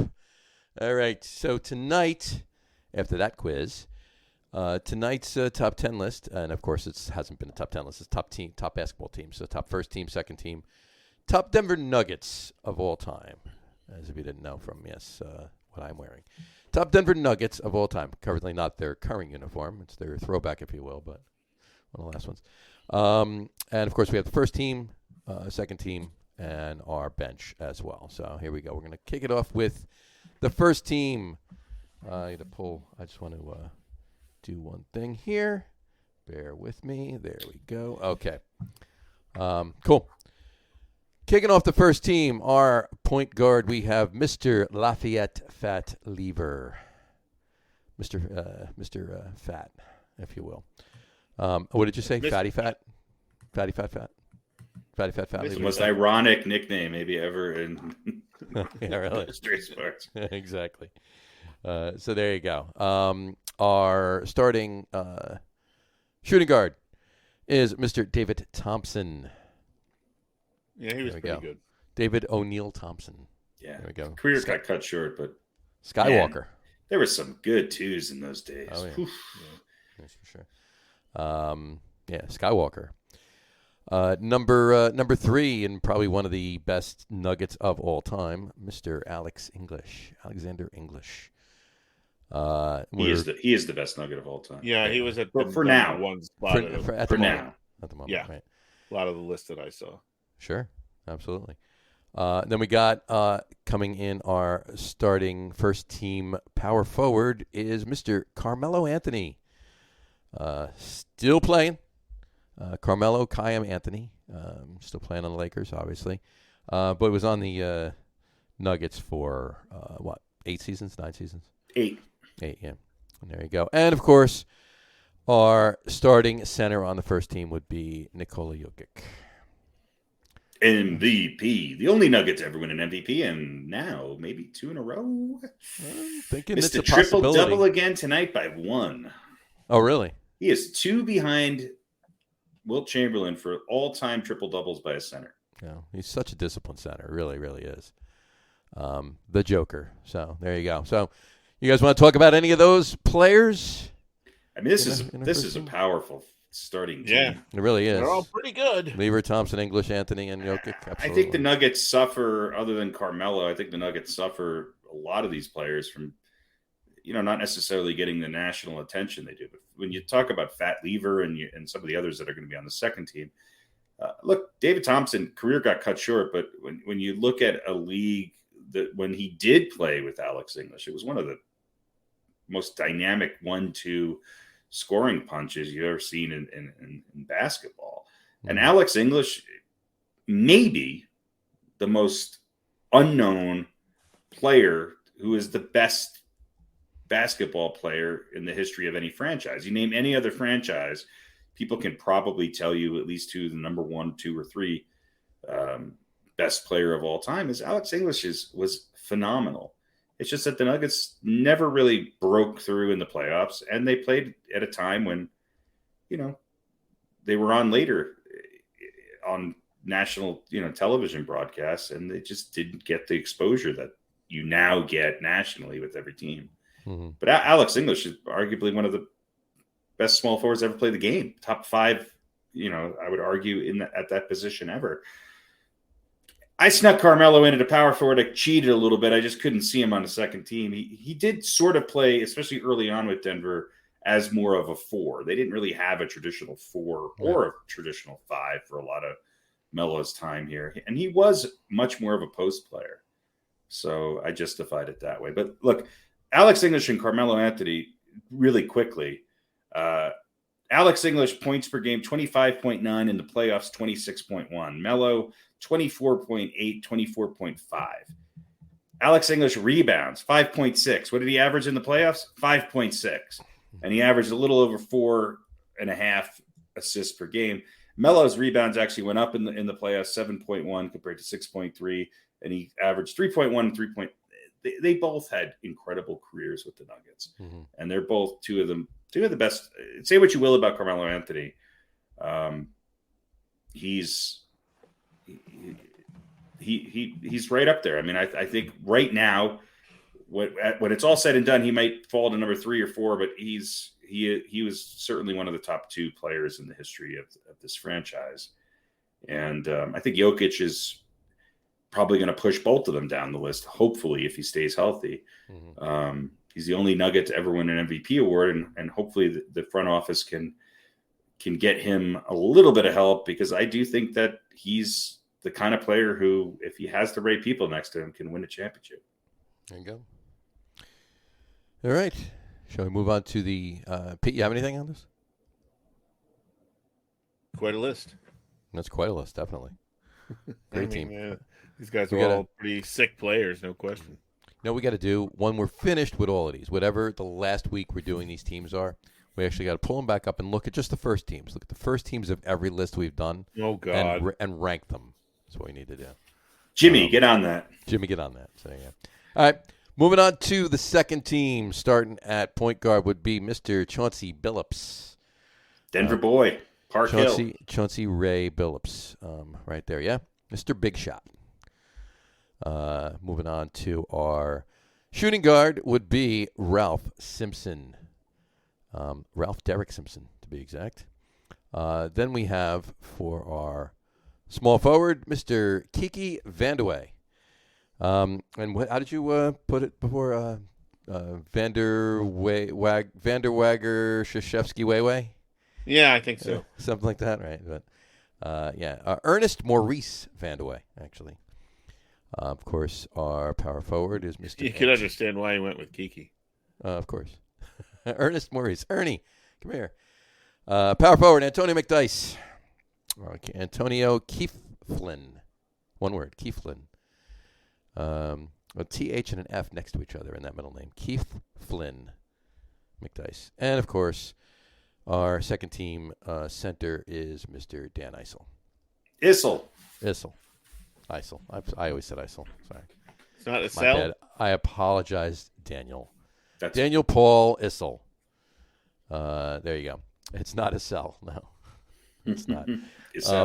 A lot of people, even to this day, a lot of people have Dan Issel over Jokic as the better center. I mean, Issel's played, although Jokic is catching up pretty quickly here. Issel, I think, is second all time in games played for the Nuggets. So he was an overachiever, that's for sure, at that position. And Dan Issel's a phenomenal player. If it wasn't for Jokic, I mean, for years and years and years, Issel was always right there behind Alex English as far as the top Nuggets of all time.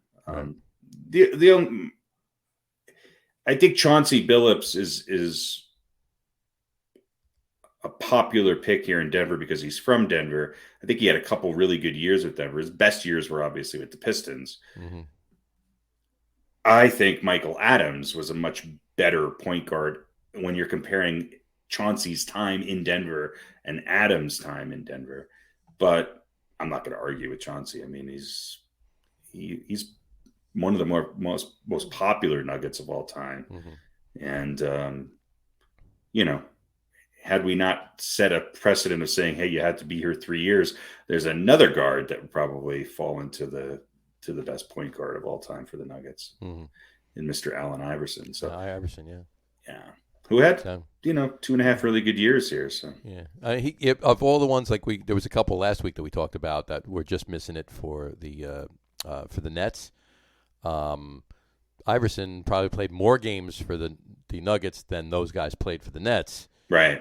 It was closer to 3 seasons, but just he came in halfway through one, played one full one, and then obviously, left after that. But I think I saw like his listing was like 3 games he played in that third season. So if you got it was an early halfway trade. there, it would have been under consideration at least, but not with 3. I think had Iverson come 1, maybe 2 years earlier into his career, I think that Nuggets team with him and Carmelo go way deeper into the playoffs and maybe could beat the Lakers. No, that is a pretty much a given. Yeah, absolutely. Yeah. But those were exciting times. I remember that trade, and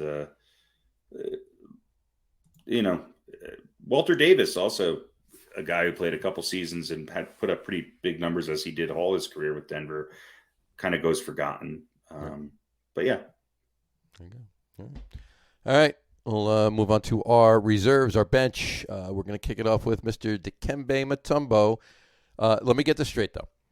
Dikembe Mutombo, Polando, Mukamba, Jean-Jacques Mutombo. Rivera. That's his name. That's his full name. There you go. I gotta love that. So there you go. Dikembe. Maybe the most memorable moment in drafted by the Nuggets. Yeah. And I'll be honest, that I guess it would have been 93 or 94 team that beat an 8th seed that beat the Sonics, number 1 seed, first time it ever happened. Mm-hmm. That moment was probably top 5, maybe 6 moments in Denver sports history, I think. So I think Dikembe gets bumped down only because of Jokic's rise here, but one of the best Nuggets of all time. Nuggets have had a lot of really interesting centers. They've, other than Jokic, Issel was really the only one who scored and rebounded and was putting up big numbers. They've had a lot of people like Mutombo, and then after him, Marcus Camby. And for a long while there, they had a lot of guys who were good defensively. Mutombo's a much better defensive player than Camby, but they were similar in that it was basically defense and rebounds. Right. Definitely. Agreed. Yeah, Camby had some good years for the Nuggets. Camby had a few good years for the Nuggets. Camby developed a little bit of an odd mid-range game with the Nuggets, and he was a great off-ball defender, especially when Nene played for the Nuggets, because a lot of times they would flip-flop on the defensive side, and it would allow Camby to be kind of an off-ball defender, which is where he excelled at. Right. But he did have a number of good years. And then Kenyon Martin, too. Sure. The Nuggets front court has been filled with a lot of people who were, kind of great role players and good defensive players. Mm-hmm. Bobby Jones, people like that. Well, there you go. Speaking of that, next person on our bench is Bobby Jones, right there. He's second. He's the first person to make 2 lists, right? He's the whatchamacallit, just last week and the week before, or 2 weeks before. Wilt?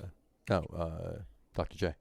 Oh, Dr. J, that's right. He had Philly and the connection, the ABA to NBA connection. There you go. So Bobby Jones. And then we also have Michael Adams, who you were just speaking about as well. Kind of a forgotten nugget. A forgotten nugget of the Denver Nuggets. Yeah, a little forgotten nugget. Little forgotten nuggets. And to round it all out, T.R. Dunn. Again, a great great player who's often forgotten, but played a lot of years and was a great defensive player as well. There you go. That those reserves, man, mixed with that second team would cause be really hard to score against. This is true. All right. Well, that brings us to the time of the evening when we talk about old balls. Old balls. Harry, tell us who this week's old balls recipient is, please. This week's old balls recipient is none other than Mr. Byron Beck. I had to pick Byron Beck. I mean, when you talk about Denver, this is a guy who's a 6'9" forward center from the University of Denver. And Beck was one of 9 players who played and participated in all 9 seasons of the original American Basketball Association. He played for the Denver Rockets, obviously, who later became the Denver Nuggets. Look, he was the original. Who's the Lakers? Kurt Rambis. He was original Kurt Rambis. Kurt Rambis. Yeah. You know, this guy was not blessed with any sort of vertical jump or athleticism at all.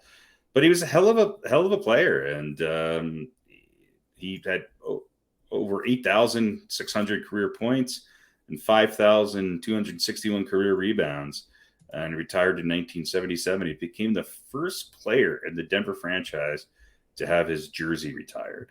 So there you go, a guy from Washington came to Denver, played for, at the time, a relatively small school in the University of Denver, especially for its basketball program. Mm-hmm. Denver Rocket, Denver Nuggets, 2-time ABA All-Star, and the first Denver Nuggets uniform to ever be retired, Mr. Byron Beck. This week's old balls. Old balls. All right. Quick little trivia for you. TR Dunn. What's TR stand for? Tobias Redding. Don't Google it. I don't know. Tough rudder. Rough Ned. Tough Rough Ned. Ruggned. Tommy. He was the original Rough Ned.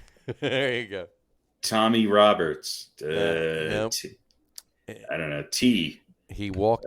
He walked tall and carried a big stick. Teddy Roosevelt. Really? Theodore Roosevelt. Theodore Roosevelt Dunn. Yep. That's big shoes to fill. There you go. He was, yeah. He's about the same height as Teddy. There you go. So, all right. One thing I just want to ask you guys on the Knicks, and then we can talk about some other stuff if you wish. What do you think they should trade Randall at this point? For what? Just to get rid of him. I mean, the other night. I mean did you watch that Bulls win? That was good on Monday night, right? That Bulls win. That was pretty good. That was a pretty good game. Yeah. Here's Randall's. I actually watched probably the last. That was a great game. Half of that. Really was a great game. Here's Randall's stats from that game. 28 minutes. He didn't have a good game. Yeah. 5 points. He had a horrible shooting game. 1 for 9 in field goals. 0 for 4 3 points. 13 rebounds. 4 assists. 3 turnovers. Did you see him smack the ball down like he just lost the game himself after they won? After the game, what's going on with this guy?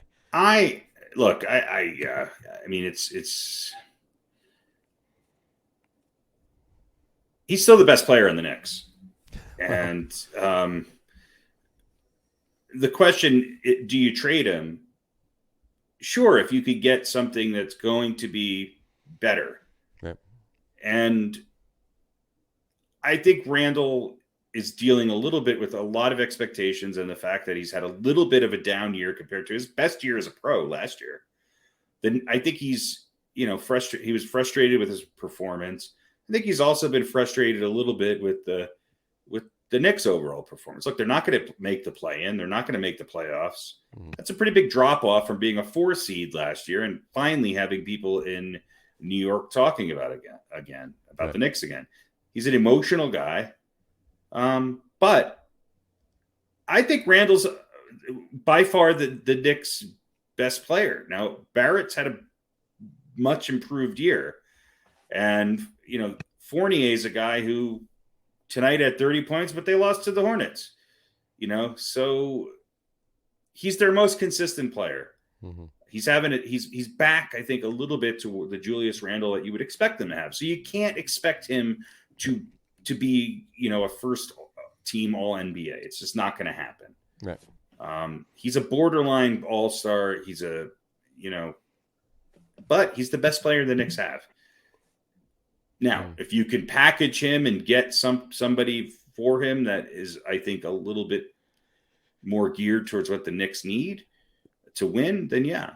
But the Knicks don't have any scoring from the center position. Randall's a kind of a long flex 4, and they got a bunch of guards. Toppin's not going to step in and fill that hole. Right. So yeah, I mean, if you can get something for him, certainly, but I don't know what that is. And I don't know what other teams he goes to where they're going to take on his contract and he's going to be able to help them. Right. No, I agree. It's going to be difficult. And I kind of said it tongue in cheek when I said it, but I mean, it's just what's going on with him. I mean, he went from, this all-star player, oh my God, Randall's the guy, he's good, gets the contract and he sucks. He doesn't suck. Well, he hasn't. He has some sucky games. He has moments of sucking. He's averaging 20 points and 10 rebounds and 5 assists. Yeah, his numbers aren't terrible compared to last year. His numbers are good. Yeah, his numbers are good. At 20 well, I guess I'm not comparing him to other Knicks. I'm not comparing him to whatever he's playing. I'm comparing him to what he was for the team last year. Is what I'm comparing him to. I would say that Randall, he's had more down games this year, and he hasn't been as consistent. But what I will say about Randall is that what he's actually improved on a little bit is his ability to spread the court a little bit more. He's become what that sacrifice, though, where I think Randall is best, is his ability to get the ball and take it to the hole and get to the free throw line. Right. And I think that's what I'm missing a little bit this year. He also doesn't have – look, he's having to put in way more time on the defensive end because the Knicks are not as good of a defensive team as they were last year. There's a lot of penetration because their guards are pretty horrific defensively. And the Knicks – do the Knicks have a point guard? Do they have – do they really have a 3? They have 3 shooting guards – Julius Randle and whoever they decide to play at center, which for these days has been Mitchell. So I don't really blame Julius Randle.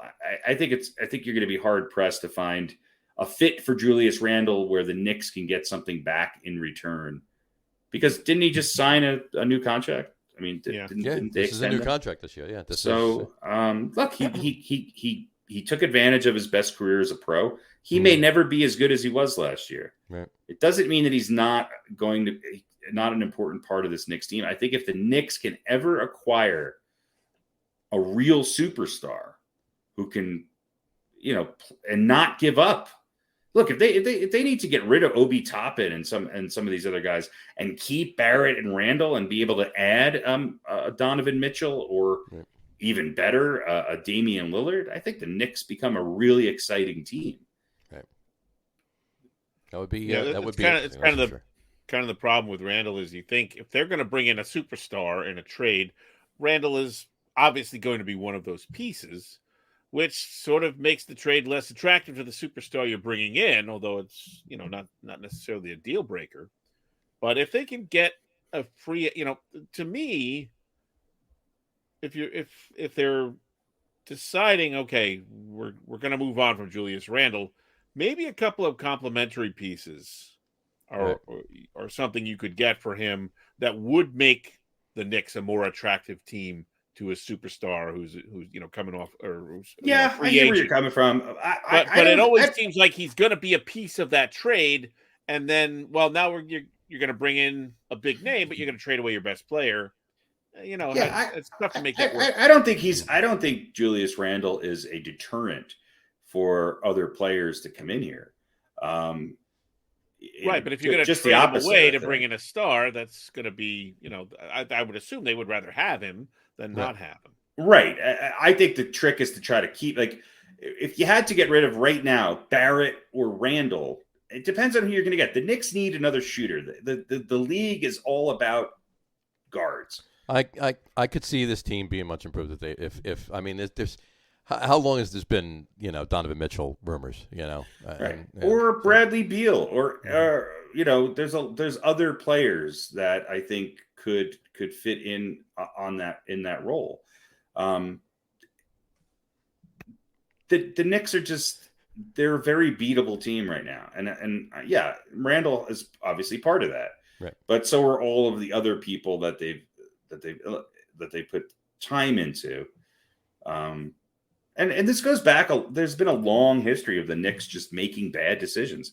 Thank God they were able to get rid of Porzingis. Thank God they were able to sort of work to the point now where they have the ability to potentially attract another big name free agent. Mm-hmm.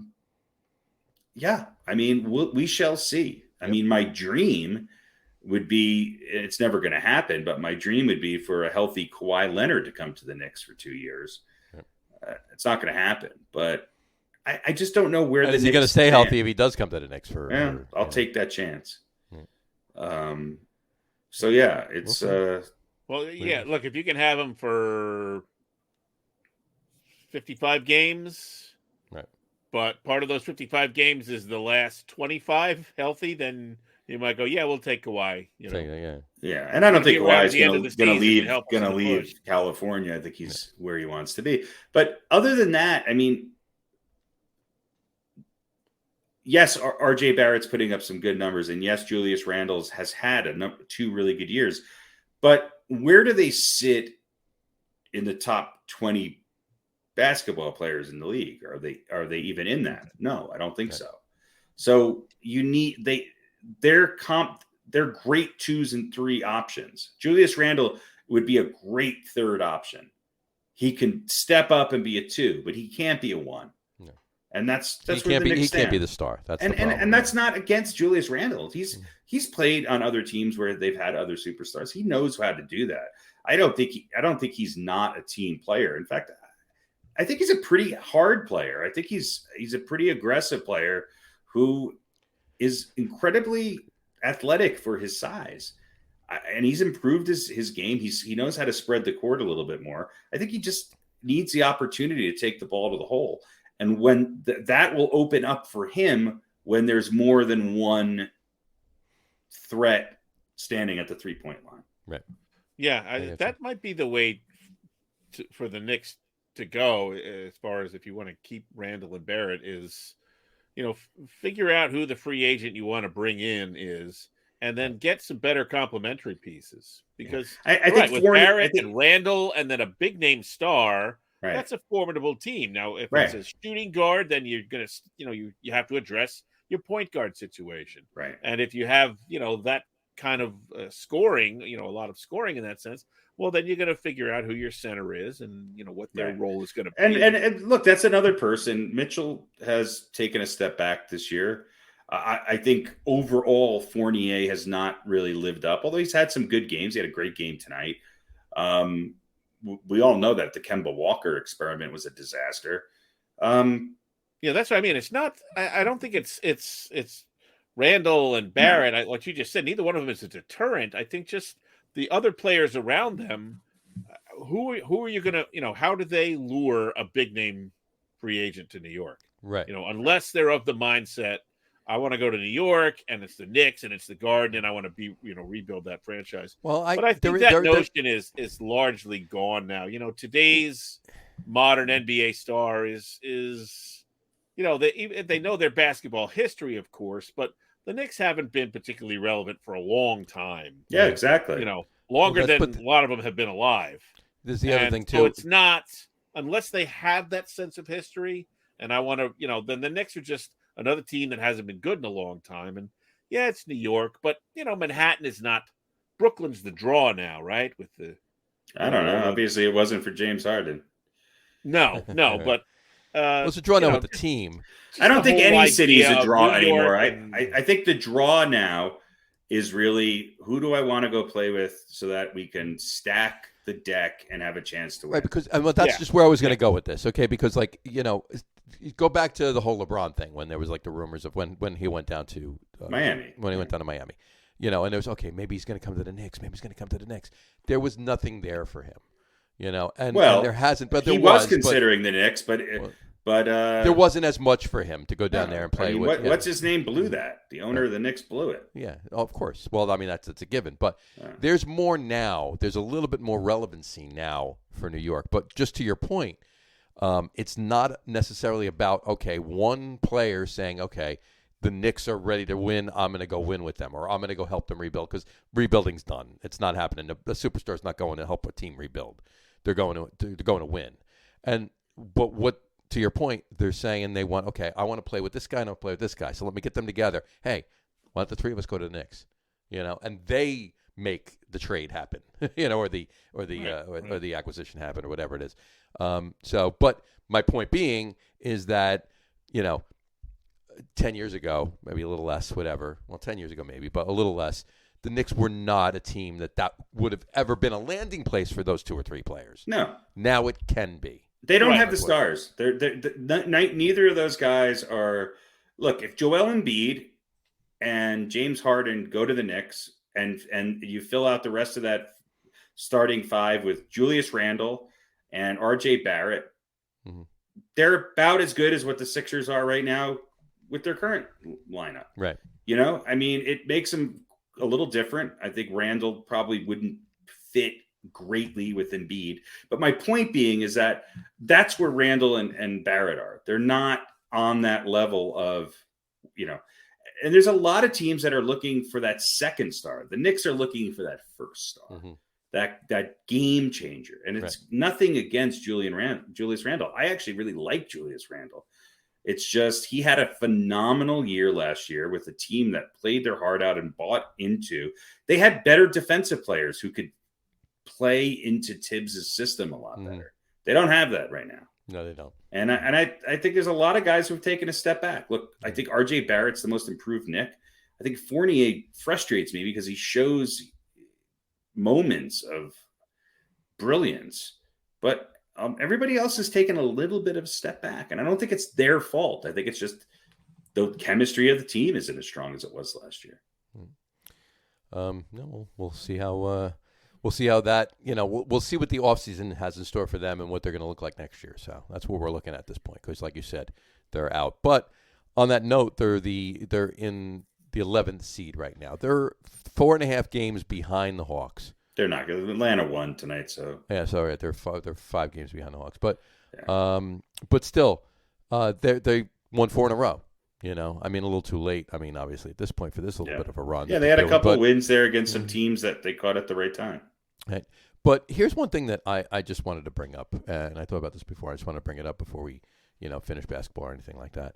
The Eastern Conference, the top team is the Heat right now, 48 wins. Right. Yeah. The Western Conference, the top team, is the Suns with 61 wins. Okay? Now, the Eastern Conference, obviously, with lower wins, there's 9.5 games between the 10th seed and the 1 seed. In the Western Conference, there's 30 games between the 10 seed. Right. The Nuggets would be fighting for a 1 seed in the East. Right. Yeah. Yeah, it's just it's insane. And that 30 seed, but that's the other thing too. That 30 games, the Spurs are 30 games. They're in the 10th seed, and they're 30 games behind the Suns, but they have 31 wins. The 10th seed, the Atlanta Hawks have 38 wins. So, I mean, there's a big disparity. Disparity. I was putting those two words together. Whatchamacallit, between 10 and 1 in both conferences. It's just funny. I just thought I wanted to bring it up. That's all. So. Yeah, and good for Atlanta. I mean, they've sort of climbed back into a position where at least they're going to guarantee themselves a play-in, probably play-in. That's got to be at this point. They're 5 games out of 6th. So it's going to be a play-in. So. Yeah. And a lot of shit would have to go down in the next week and a half for that to not. Big win for the Heat tonight. But the Bucks, Celtics have, slipped a little bit. The Bucks that was a statement game last night by Giannis. Mm-hmm. The Bucks are the team, to me, in my estimation, the Bucks are the team to beat in the East because they have the chemistry of playing together. I still think the Sixers and the Nets are trying to figure this shit out. And in the West, the Ja Morant injury, I think, is a concern for the Grizzlies. I was all on that Grizzlies bandwagon, but they've won five in a row. They're a deep team. I get it, but when is he going to come back? And is he going to come back in time to really get back into the groove? That Grizzlies team is a dangerous team. They're a dangerous team.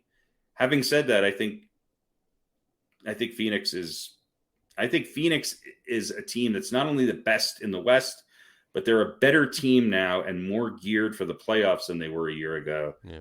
And Devin Booker, who I always thought was an MVP candidate and the best player in the Suns, even with all the Chris Paul chatter, has proven that, he is the best player on that team and maybe the best player in the Western Conference this year. Yeah. I agree. And the big story is, will the Lakers even make it to the play-in? Do they want to? Yeah. Well, listen, the Spurs are trailing right now. What's the score? They're down by 9. Yeah. At the end of the third quarter to the Grizzlies. So if they lose, I guess the Lakers would go to 10. The Lakers are off. Right. And that the Spurs would have an extra loss. So that could be very interesting to watch over the next. How many games are left? 5 or 6 or 7, right? 5, 6, 7 at most. There's a lot of garbage in that 10, 9, 8, whatever it is. The play-in teams in the West are they're pretty horrible. Three of those 4 play-in teams are under 500. Yeah. Yeah. It's also because they have to play in the West. Right. Right, but they don't play. I mean, the top 6 are about. I mean, other with the exception of Phoenix and Memphis, who are both about 50 and 60 wins, irrespectively. But Golden State, Dallas, Utah, Denver, all in the high 40s. They would all be battling for the top spot in the East right now. Right. Oh yeah. But I mean, the top 6 teams top 7 teams in the East, top 8 if you include the Nets. I mean, the Nuggets as of right now are in the 5th spot. Yeah. I mean, it's just look. But you look at the Nets, right? They're won 7 out of their last 10, and the Hornets have won 7 out of their last 10, and I think the Hawks have won 8 out of their last 10.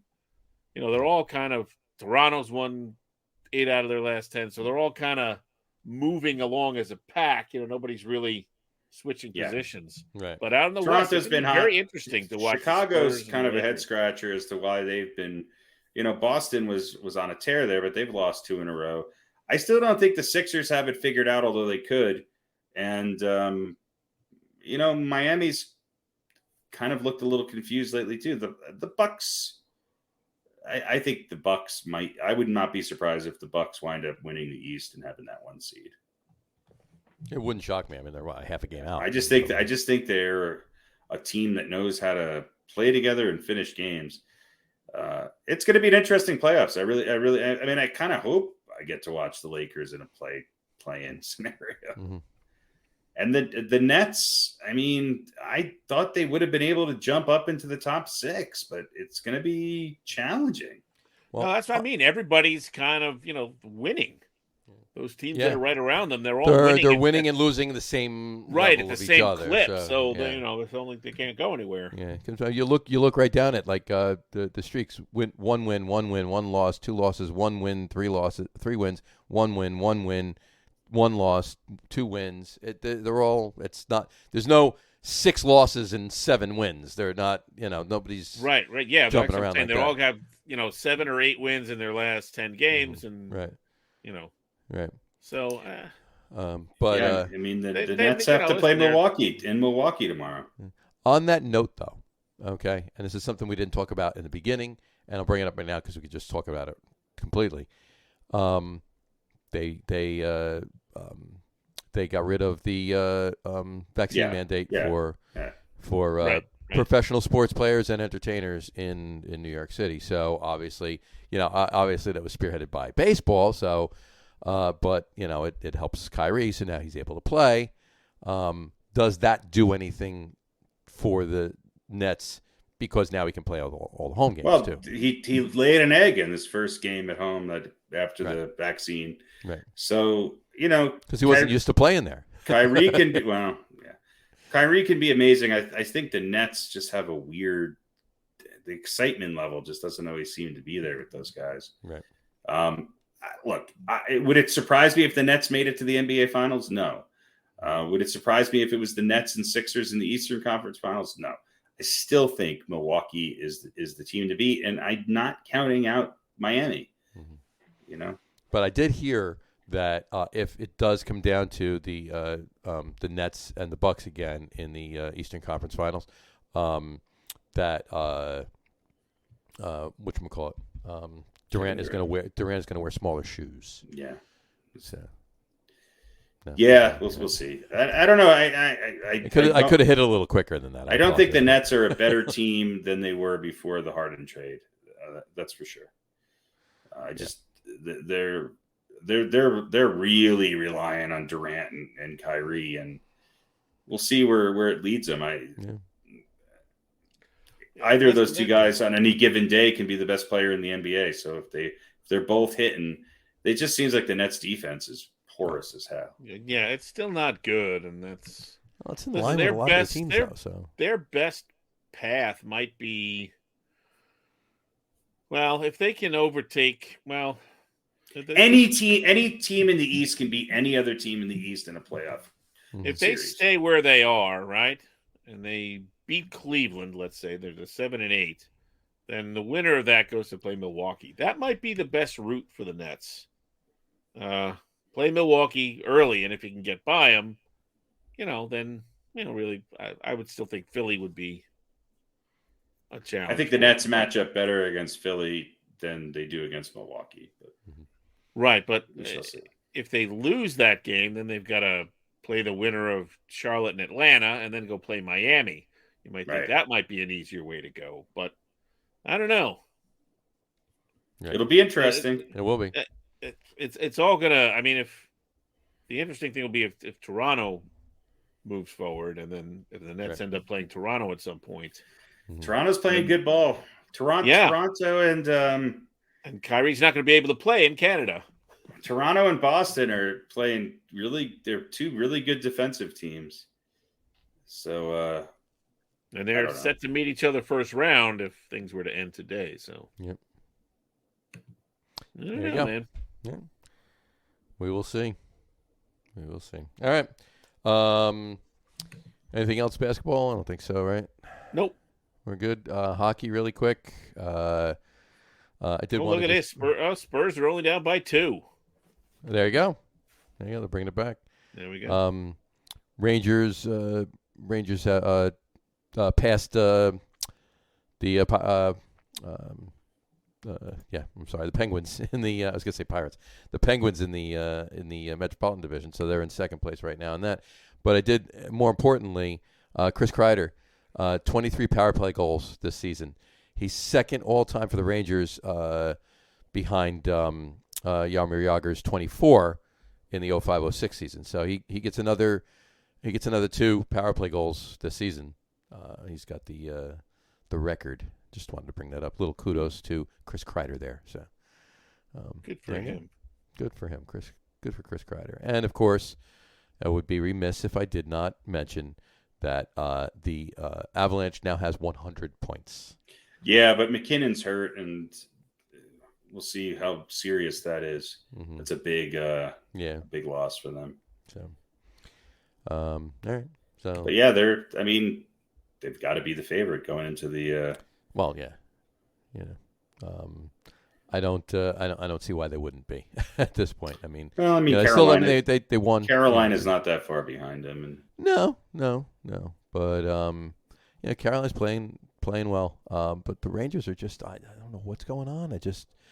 They're playing more inspired than I've seen them play in a long time. They've won 4 in a row. even more so than they did when they like 6 years ago, whatever, when they went to the Cup against the Kings. I think I'm looking at this team as a better team than that was. 8 out of 10, 4 in a row, no ties. Yeah, they're playing. Mm-hmm. They won again today in overtime. So, Mm-hmm. I was joking with my cousin who's a huge Rangers fan. I'm like, it could be a Rangers Avalanche and NHL Finals.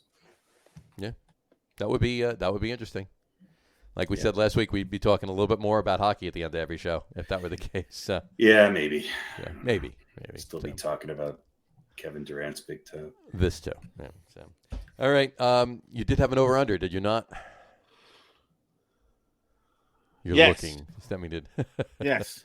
By the way, the answer is here.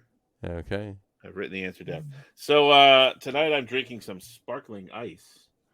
Sparkling lemonade. ice. Classic lemonade.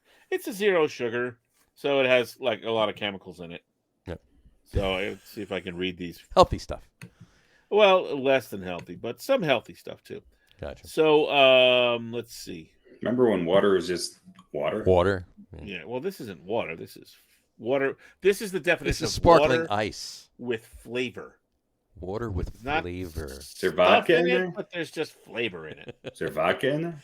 They put what kind of flavor? Not anymore. Flavor. So not anymore. This has, and we were talking about this before, cyanocobalamin, which is vitamin B12. Right. And it has niacinamide, which is another B vitamin. And is that a combination between niacin and cyanide? Maybe. Niacinamide is vitamin B3. There you go. Mm-hmm. And it has 2 other B vitamins. All right. One of which is calcium pantothenate. And the other, which is pyridoxine hydrochloride. This is going to be an open. I definitely have to these words in there. So the over-under is, let's see. Okay, so how many different niacinamide is B3. Right. Cyanocobalamin is B12. Mm-hmm. Pyridoxidone hydrochloride is B6. Hydrochloride. Calcium pantothenate is also a B vitamin. But which B vitamin is it? Which number? Gotcha. So the over-under is 2.5. Meaning that it's if it's B1 or B2, it's under. If it's B3 or above, is that what you're talking? Over? Yes, that's what he means. Yes. Right. Unless it's B2.5. Now, again, niacinamide is B3. Right. Cyanocobalamin, that's not how it's pronounced. It's probably B12. not, but it's B12. Gotcha. And pyridoxine hydrochloride is B6. Okay. So 3, 12, and 6. I think there's a B vitamin for like every number up through 15 or something, right? There's a lot of B vitamins. I don't know. Okay, so which B vitamin number is calcium pantothenate? The over-under is 2.5. Where you going, Harry? I've never heard of a B1 or 2, so I'm going to go over, but I don't know. So I'm guessing it's somewhere over. Maybe it's a B5, 6. I don't know. All right. I'm going under. John is going under. Okay. I have to read it again. Well, Harry, you know your B vitamins. Calcium pantothenate is, in fact, B7. Actually, I wrote the wrong Bingo! number. I wrote the wrong number down. It's B5. All right. It's B5. I wrote B6, but it's B5. There you go. go. There you go. It is, Congratulations, Harry. that's over. Now it's 4. 4 wins in a row, as a matter of fact. That's right. You have 4 wins in a row. Just this is basically just guessing. Pretty much. No. Well, No. Well, You no, know your visual- B vitamins. The You know your B visual vitamins. stuff I was good at. When I could see things in a bottle, I could sort of, kind of guess. But yeah. Well, were you though? Is I mean, there the guessing ones you seem to be good at, and it's the ones that were the visuals you weren't. That's no, the because I won the pill one, and by the way, that's there is true. a B1 vitamin. It's there is a called B1 vitamin. thiamine. thiamine. Yeah, I couldn't think of what it was, and as soon as I said it, I'm like, screw it, it's not. There's no. It's B1 is thiamine. I'm like, damn it. All right, so whatever. all right. But I guess All there's right, there a we B, go. B everything. there's a B everything. All right. Be What do you all got? that you can be. That's what it Be is. all that you See, I can gotta- be. We got B1, we got B2, 5, 6, 12, Bingo. 3. There is a 7 and a 9. There you go. How A lot about of B that? vitamins. Look at that. All right. Such a Well, complex vitamin B. B is such a complex vitamin. It really is. Oh, B2 is riboflavin. Oh yes. I love good. It's got a lot of riboflavin. And B9 is well, actually, isn't that Bingo. from Yeah, bingo. Hey. what was the movie with John Cusack going across the country with the girl for spring break? Oh, I have no He's going to idea. see his Hot, friend in hot tub time California. machine. No, this is way old. And he's reading like the they're like sitting in the rain or something, and he's eating pork rinds, and he's like, well, these pork rinds have 4%. John Cusack is in the daily- rain in every one of his films. daily See, dose of riboflavin. Or Riboflavin. something like Yeah, That's exactly. right. He hit.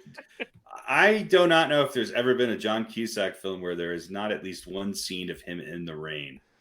Yeah, you're probably right. Well, yeah, you see that one where I think he was like a hitman in a motel. The whole movie was raining the whole time. So Yeah, was that with Minnie Driver? I think so. Yeah, That was a good. That was. A he good looks film. good. What? Gross Point Blank. Is that what Apparently. Yeah, that's it. Gross Gross Point Blank. Yeah. Yeah. Yeah. He looks All right. good. Wet. He does. All right. Speaking of wet, John Cusack, we're going to wrap the show up on that note for today. We will want to thank everybody for watching, and for those of you just listening to the audio podcast, thanks for listening. Don't forget to visit our website, www.getonwithitpodcast.com. That's getonwithitpodcast.com. And remember, like us and follow us on all of our social media, Facebook, Twitter, and Instagram. Just search for the Get On With It podcast. And, of course, all of our shows are available on YouTube as well on the Logger Room channel. Remember, we go live with the video podcast on both Facebook and YouTube every Wednesday night around 7:30 Eastern Time. And for those of you who just want to listen to the audio podcast, you can do so on Apple Podcasts, Spotify, TuneIn, Stitcher, Google Podcasts, Amazon Music Podcasts, and iHeartRadio as well. And if you haven't done so already, please subscribe to one or more of those feeds, and you will never miss a show. Again, thanks for following along with us. Have a great rest of your week. Have a wonderful weekend. Don't forget, the Final Four is on Saturday, and the championship game will be on Monday night. Check that out. Take that all in, and get ready for our baseball kickoff show next week. Yeah. All right. We will talk to you later, folks. Enjoy. Cheers. So it was the Sure Thing. The character's name was Gib, and it was 2% of the RDA of riboflavin in the pork rinds. There you go. Thank you, Internet. Thank you. All I had to do was type John Cusack pork rinds. Tonight's show is brought to you by the letter B and the number 5. Tonight's show is brought to you by riboflavin. Why are my brain cells wasted out I don't containing know. that memory? That memory, right, exactly. You knew it. Hey, cheers. Bye, everybody. Eat your pork rinds. Oh, and get your riboflavin. 2% anyway. No natural riboflavin in pork rinds.